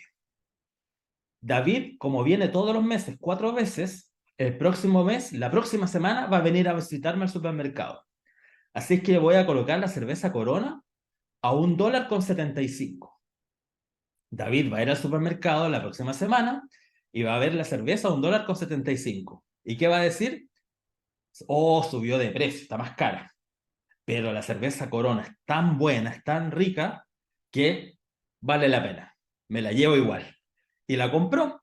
Ah, no nos auspicia Corona, por si acaso. Podría auspiciarnos, pero no nos auspicia. Y la compró. Entonces el mundo dice, David compró la cerveza Corona a 1.75. David va a venir 2 semanas más. Le voy a poner la cerveza Corona a $2. A ver qué es lo que hace. David va en 2 semanas más al supermercado y encuentra su cerveza Corona a $2. ¿Y qué va a hacer David? Va a decir, oh, está mucho más caro. Va a pensar si la compra o no. Pero dice, pero de verdad vale la pena. No hay otra cerveza como Corona. Así que va y la compra a $2. Entonces el supermercado dice, mira, David está dispuesto a comprarla a $2. Y sabe además que David va a ir el próximo mes va a ir de nuevo. Entonces para el mes siguiente, el elefante le va a poner la cerveza Corona a $2.75 para ver si David la compra. Y David va el próximo mes al supermercado, $2.75. ¿Y qué hace David? Va y dice, oh, no, ¿sabes qué? Esto subió demasiado de precio y en vez de Corona, elige otra. ¿Cuál puede ser? No sé, alguna de México, Sol. Ya, elige cerveza Sol. Y ya no eligió Corona porque de verdad el precio escapó a sus capacidades de pago. Entonces el mundo sabe que David está dispuesto a pagar hasta $2 por su cerveza favorita. ¿Qué es lo que va a hacer entonces? Le va a enviar un correo electrónico personalizado para David, porque solamente ese correo con esas ofertas son para David, en donde le va a ofrecer cerveza Corona a $1.75. ¿Y qué va a hacer David? Va a decir, oh, y que está barata, está en oferta la cerveza Corona. Y va a ir al supermercado y no se va a comprar una, sino se va a comprar varias botellas porque va a aprovechar la oferta con el descuento que tiene. Eso es la analítica prescriptiva. Yo de alguna forma pronostico lo que va a ocurrir y las probabilidades de que eso ocurra. Y eso se le llama pricing, de alguna forma desde el punto de vista comercial. Esto de definir precios de forma dinámica en función del comportamiento de las conductas históricas de David. Entonces, gracias David por, por permitirme usar su nombre ahí de ejemplo. Entonces, esos son los 4 niveles de analítica que ustedes también pueden hacer con sus clientes, es que los fidelizan. El desafío es cómo tengo los datos de mi cliente. Tengo que tener algún sistema que me permita saber la historia del comportamiento de mis consumidores para poder construir ese tipo de ofertas y poder, a partir de los datos, transformarla en información y esa información finalmente generar conocimiento. Y ya vamos a la tercera parte porque ya estamos en los tiempos. Y básicamente en esta tercera parte presentarles algunas aplicaciones o algunas ideas más bien de aplicaciones de la economía del dato mucho más aterrizadas para que ustedes puedan tener. Pero una cosa importante. ¿Por qué es importante esto de la economía del dato para las pymes? Yo les comentaba antes, ¿cierto?, que tenemos nosotros miedo a la incertidumbre hacia el futuro. Y si nos posicionamos en la línea de tiempo, ¿cierto?, en el presente, vamos a ver que hacia atrás, obviamente, tenemos conocimiento de lo que ocurrió, como decía el destacado filósofo y reflexivo, ¿cierto? Muy interesante, filósofo puertorriqueño Daddy Yankee.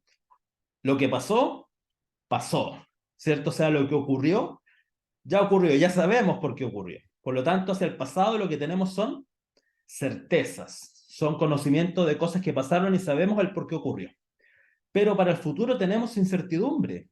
No sabemos lo que va a ocurrir el próximo año. Hoy día estamos enfrentando, por ejemplo, una guerra nuevamente en el mundo. ¿Qué implicaciones va a tener esto para nuestras economías en Latinoamérica? ¿Nos va a afectar? ¿No nos va a afectar? ¿Vamos a favorecernos de esto? La gran mayoría de nuestras economías son muy susceptibles al precio del dólar. Cada vez que hay guerra, el dólar sube. Por ende, nos suben las materias primas, suben las importaciones, pero también son beneficios para los que exportan. Entonces, es muy importante, ¿cierto?, tratar de entender lo que va a pasar hacia el futuro.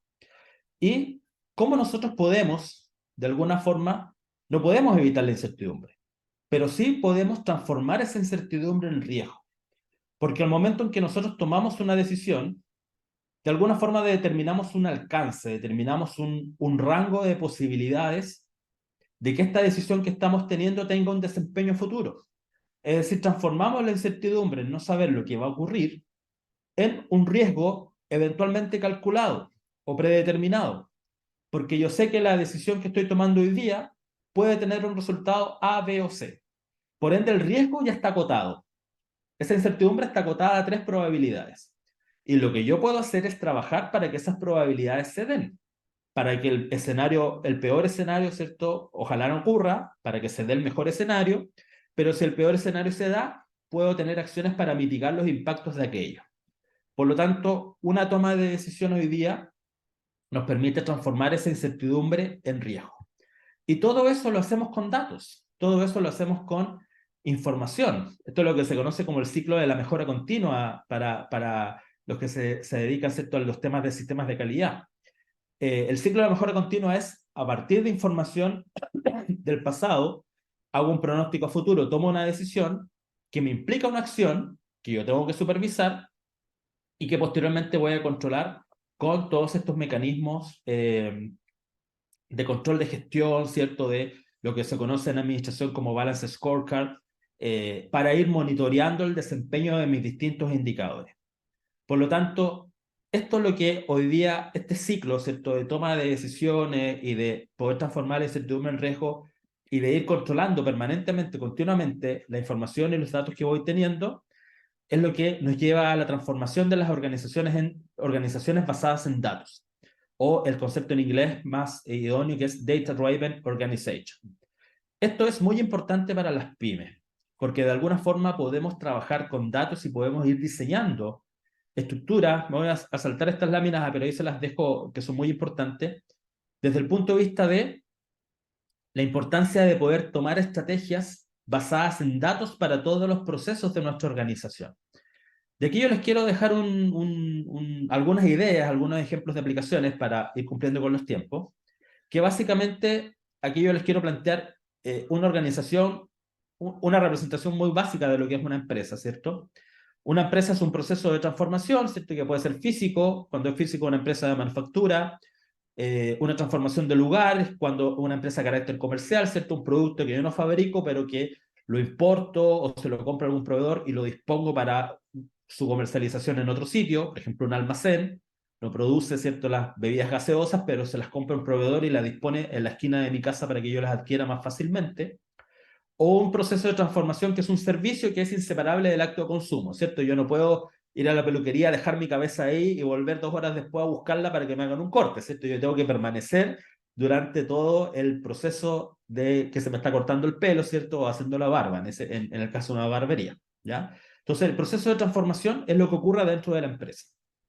Y para que eso ocurra, tenemos como entrada los insumos, que es básicamente capital y trabajo, recursos financieros, ¿cierto?, para adquirir materias primas, información, procesos, metodología, y trabajo, que son tanto mano de obra como recursos intelectuales para el proceso. Y finalmente lo que sale es un producto que es comprado por un consumidor o un cliente. Por tanto, desde el punto de vista de un proceso, una empresa, encontraremos 4 funciones básicas.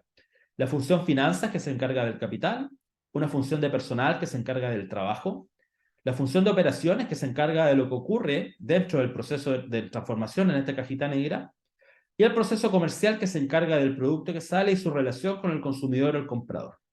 Por ende, nosotros podemos encontrar estrategias para sacar valor de los datos en cada una de estas funciones en la organización. En lo que es finanzas, podemos trabajar en todo lo que es Business Analytics, todo lo que es el control, ¿cierto?, de los recursos de la empresa. Hoy día están muy de moda los sistemas ERP, Enterprise Resource Process, ¿cierto?, todos los que son monitoreo del uso de los recursos por cada unidad, por cada área, hacer pronóstico de inversiones. Nosotros trabajamos mucho en ciencia de datos con modelos de fuga de clientes, como tratar de identificar cuándo un cliente eventualmente me va a abandonar, modelos de riesgo, crediticio, riesgo para clientes, etc.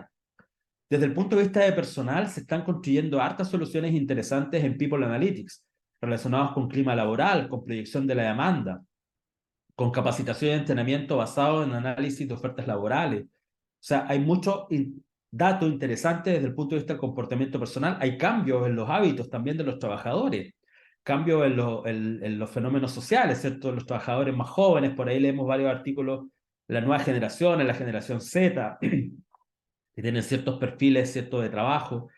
Entonces, hay aspectos bien interesantes ahí. Desde el punto de vista de las operaciones, control operacional, temas de machine learning, automatización de planta, el poder ir controlando mayor riesgos operacionales, modelos preventivos de mantención y optimización de cadenas logísticas. Todo lo que es el supply chain nos ayuda, ¿cierto?, todo lo que es data para ir optimizando rutas, poder ir generando ahorros en recursos de distribución. Hoy día, por ejemplo, todo lo que son las grandes compañías, las grandes cadenas que nosotros teníamos, al menos está ocurriendo en Chile, las grandes cadenas de estas grandes tiendas, ¿cierto?, están cada vez reduciendo sus instalaciones físicas, porque buena parte, acelerado también por la pandemia, como decía Gabriela al inicio, acelerado por la pandemia, muchas personas se transformaron digitalmente y están haciendo sus compras online. Por lo tanto, ya la tienda física dejó de ser muy importante, se están cerrando, y las empresas han tenido que migrar hacia un sistema de ventas online. Y para las ventas online tienes que tener un muy eficiente sistema de logística, de distribución. La última milla, como se dice, que es para distribuir y que lleguen tus productos a tiempo a tus clientes. Y eso hay otros competidores que son más nativos digitales. Por ejemplo, ocurre en Chile, tenemos gente de Uruguay, creo que también está en Uruguay, que hay una compañía que se llama Mercado Libre, que es muchísimo más eficiente en la distribución, incluso el mismo día o a las horas en que tú compras, está en tu domicilio el producto. Lo mismo ha pasado en Estados Unidos con Amazon, por ejemplo, que su distribución es muy efectiva. Y en eso han fallado las grandes tiendas. Y los constantes reclamos que hay, o cuando se organizan eventos, por ejemplo, acá en Chile hace poco tiempo un evento que se llama el Cyber Day, con grandes ofertas para potenciar el comercio electrónico, pero los grandes reclamos son básicamente los tiempos que toma la distribución de estos productos. No llegó en los plazos que yo requería el producto. Entonces, todo lo que tiene que ver con cadenas logísticas también se puede optimizar desde el punto de vista del uso de los datos. Y esto también es muy importante, las estrategias para sacar datos desde la parte comercial, todo lo que es investigación de mercado. Hoy día el marketing digital, las redes sociales nos permite conocer más a los clientes, perfilarlo. Tener una imagen de marca humanizada nos permite interactuar y conocer sus expectativas, sus intereses, poder anticipar productos que de alguna forma conecten con las emociones y sentimientos de nuestros clientes. Todo lo que es relacionamiento, el CRM, modelos de venta y de pricing dinámico. Cuando uno va por ejemplo, a las líneas aéreas y pone que uno quiere ver un pasaje, por ejemplo, quiero ir a ver a Hilda a Ciudad de México, si yo hoy día, por ejemplo, cotizo en alguna línea aérea un pasaje entre Santiago de Chile y Ciudad de México, y no lo compro, probablemente mañana, cuando entre nuevamente a internet o entre a mis redes sociales, me va a aparecer una publicidad de la línea aérea, pasajes a Ciudad de México, a tantos dólares. ¿Por qué? Porque en internet existe algo que se llama cookies, que son, no sé, el concepto de cookies ustedes lo conocen, pero muy rápidamente, si se recuerdan ese cuento de Hansel y Gretel, que eran unos niños que dejaban miguitas, ¿cierto?, para poder acordarse del camino. Las cookies son miguitas de galletas que nosotros dejamos en internet en cada sitio que visitamos. y esas cookies se transforman en información que se le entregan a las empresas de publicidad para que nos oferten cosas que nosotros estuvimos interesados en algún momento. Por ende, si usted vio hoy día zapatos o zapatillas, probablemente mañana y todos los días que vengan van a aparecer publicidad en sus redes sociales, en las páginas que visite, relativas a zapatos o zapatillas, porque así lo identificó el computador. Entonces, si yo quiero ver, por ejemplo, pasajes a Ciudad de México, me va a aparecer toda la semana ofertas de pasajes a Ciudad de México en distintas aerolíneas, no solamente en la que coticé.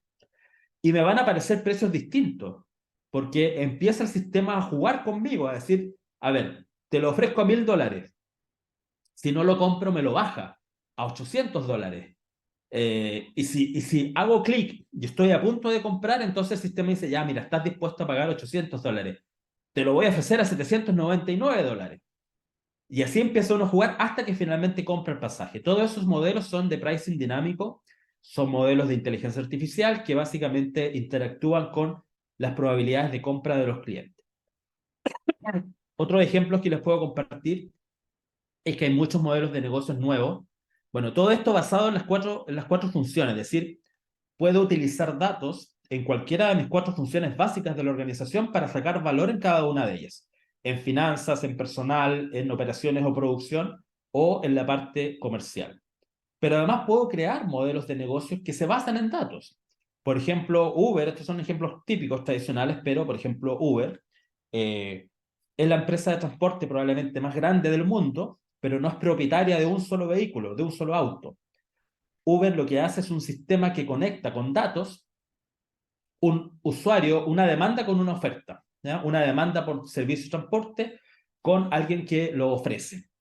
Y esa conexión lo hace a través de datos y te ofrece aquel servicio de transporte que te pueda llevar a tu destino en el menor tiempo y al menor costo, con una tarifa conocida, que es básicamente lo que yo les decía, esta reducción de incertidumbre, esta capacidad de poder anticipar cuánto te va a costar, que es algo que al menos en varios de nuestros países teníamos el problema con los taxistas, ¿cierto? Que a veces nos cobraban de más o los taxímetros estaban adulterados y uno tenía temor a tomar un taxi porque nos hicieran alguna trampa con el costo del servicio.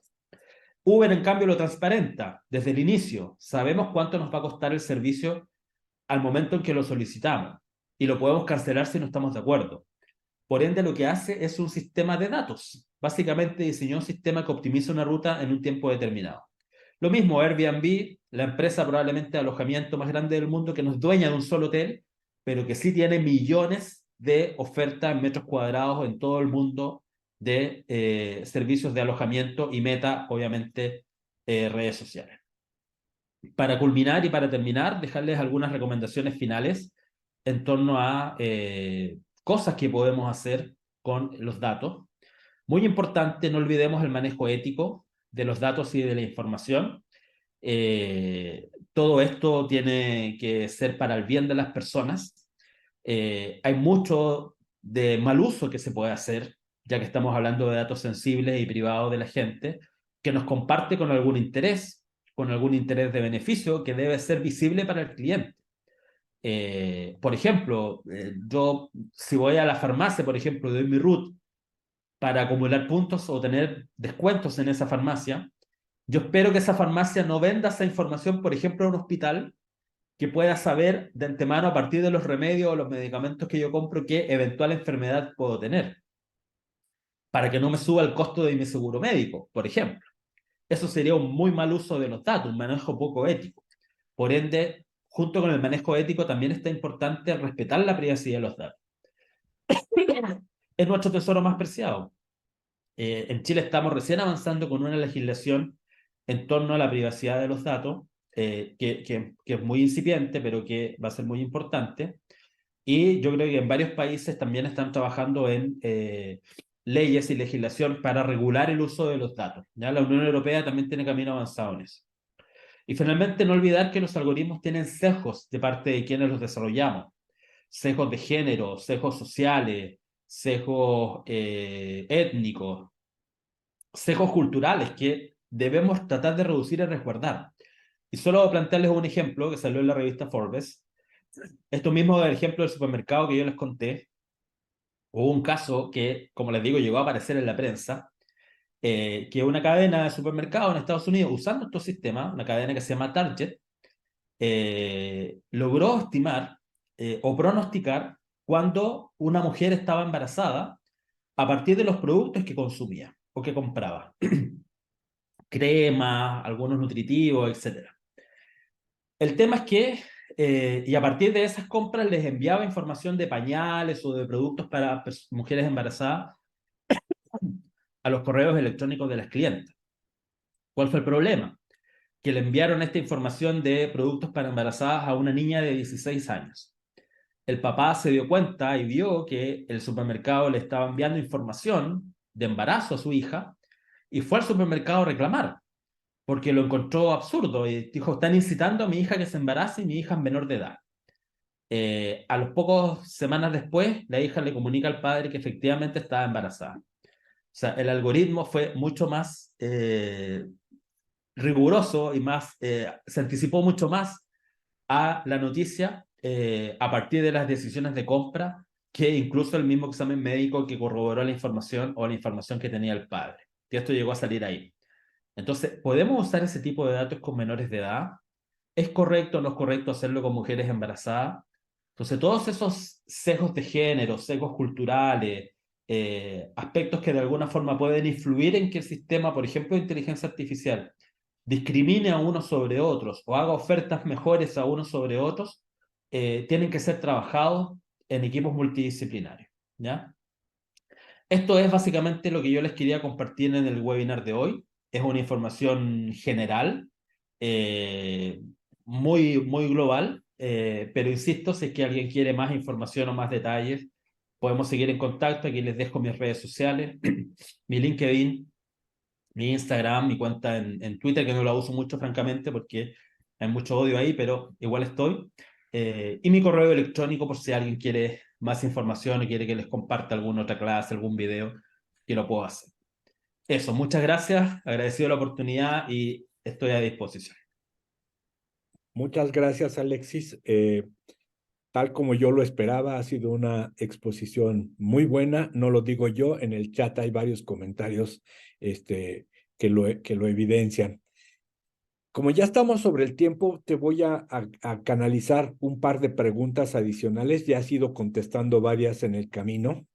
Esta pregunta la hicieron dos personas. Dice, ¿cómo puedo convertir la información de IP de mis visitas a mi website para transformarlas a correos electrónicos para poder contactar a la gente? Bueno, ahí hay sistemas, hay metodologías a ver, lo importante es, por una parte, al menos a nuestra legislación, el tener información referente información visible para el cliente del por qué estoy requiriendo sus datos y qué uso le voy a dar, ¿ya? Generalmente en los sitios web aparece abajo un breve descripción que dice términos de uso o términos de uso y condiciones, en donde yo debo incentivar y proporcionarle a las personas las razones y qué uso le voy a dar los datos que me genere, o que me proporcione, o que me regale, ¿ya?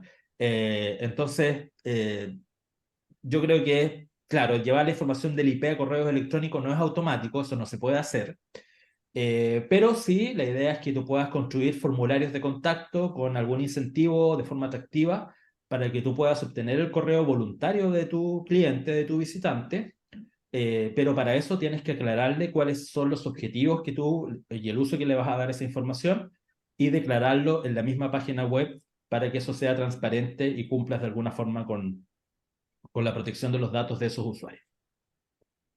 Hay algunas preguntas que se fueron contestando en el camino, por ejemplo, esa que decía de cómo ilustrar esto para servicios y no solamente para productos.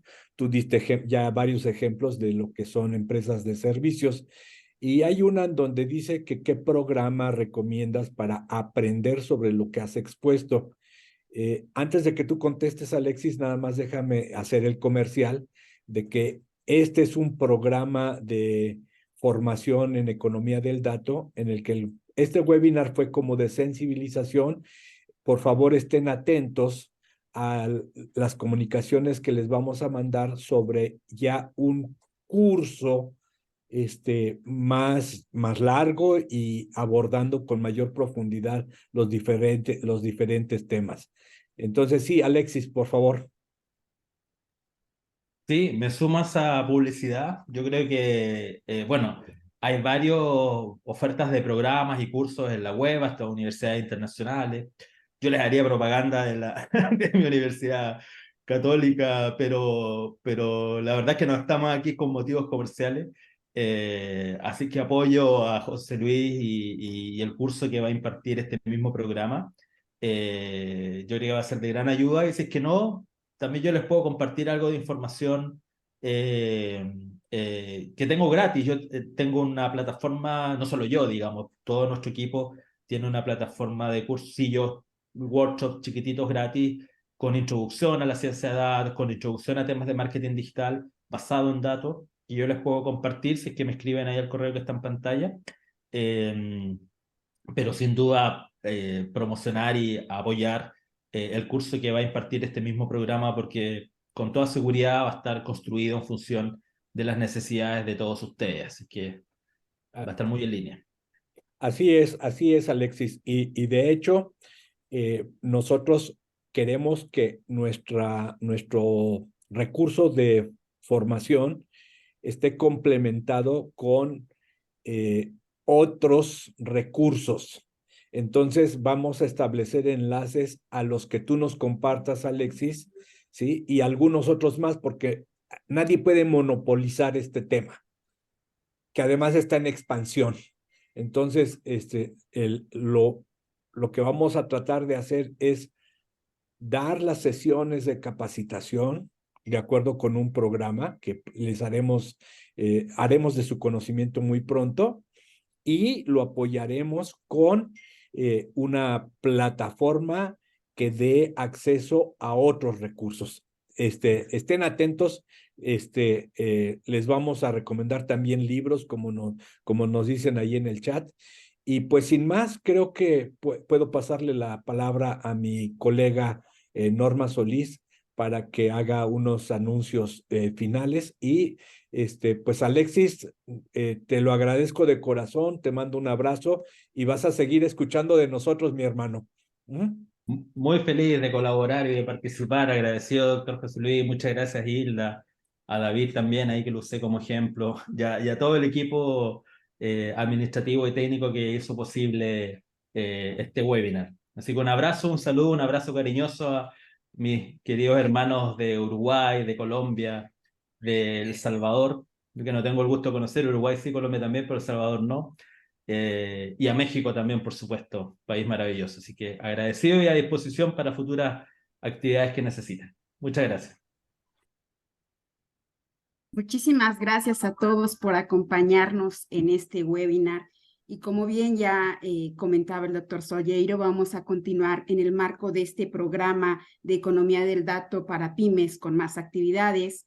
Y justamente el siguiente webinar, oportunidades a partir de los datos, va a ser realizado el próximo 31 de octubre. Los estamos invitando, están viendo ustedes en pantalla el código QR que ustedes pueden escanear para poder registrarse, tener más información.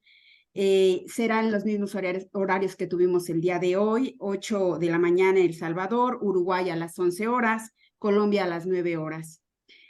También queríamos comentarles la importancia de que ustedes puedan visitar la página que estamos ahí viendo, www.datopymes.com, para tener una información más amplia del proyecto que se está realizando y también para que puedan ver la grabación de este webinar. Y también les vamos a agradecer que ya para finalizar nuestro evento de hoy, nos apoyen respondiendo una encuesta de satisfacción que ustedes van a poder ver al momento de concluir este webinar. Si no hubiera algo más que pudiera el equipo comentar, pues les agradeceríamos el haber acompañadonos durante estas 2 horas de ejercicio. Bueno, muchas gracias. Pues nada más agradecerles a todos su presencia, su participación y desde luego al maestro Alexis Alvear por estar aquí con nosotros y compartir su conocimiento. A todos los asistentes les invitamos a consultar la página de datopymes.com, donde se habilitará también la grabación de la sesión y además es la página oficial de información relacionada con todo el programa de formación de economía del dato. Entonces, los invitamos y muchas gracias. Buen día.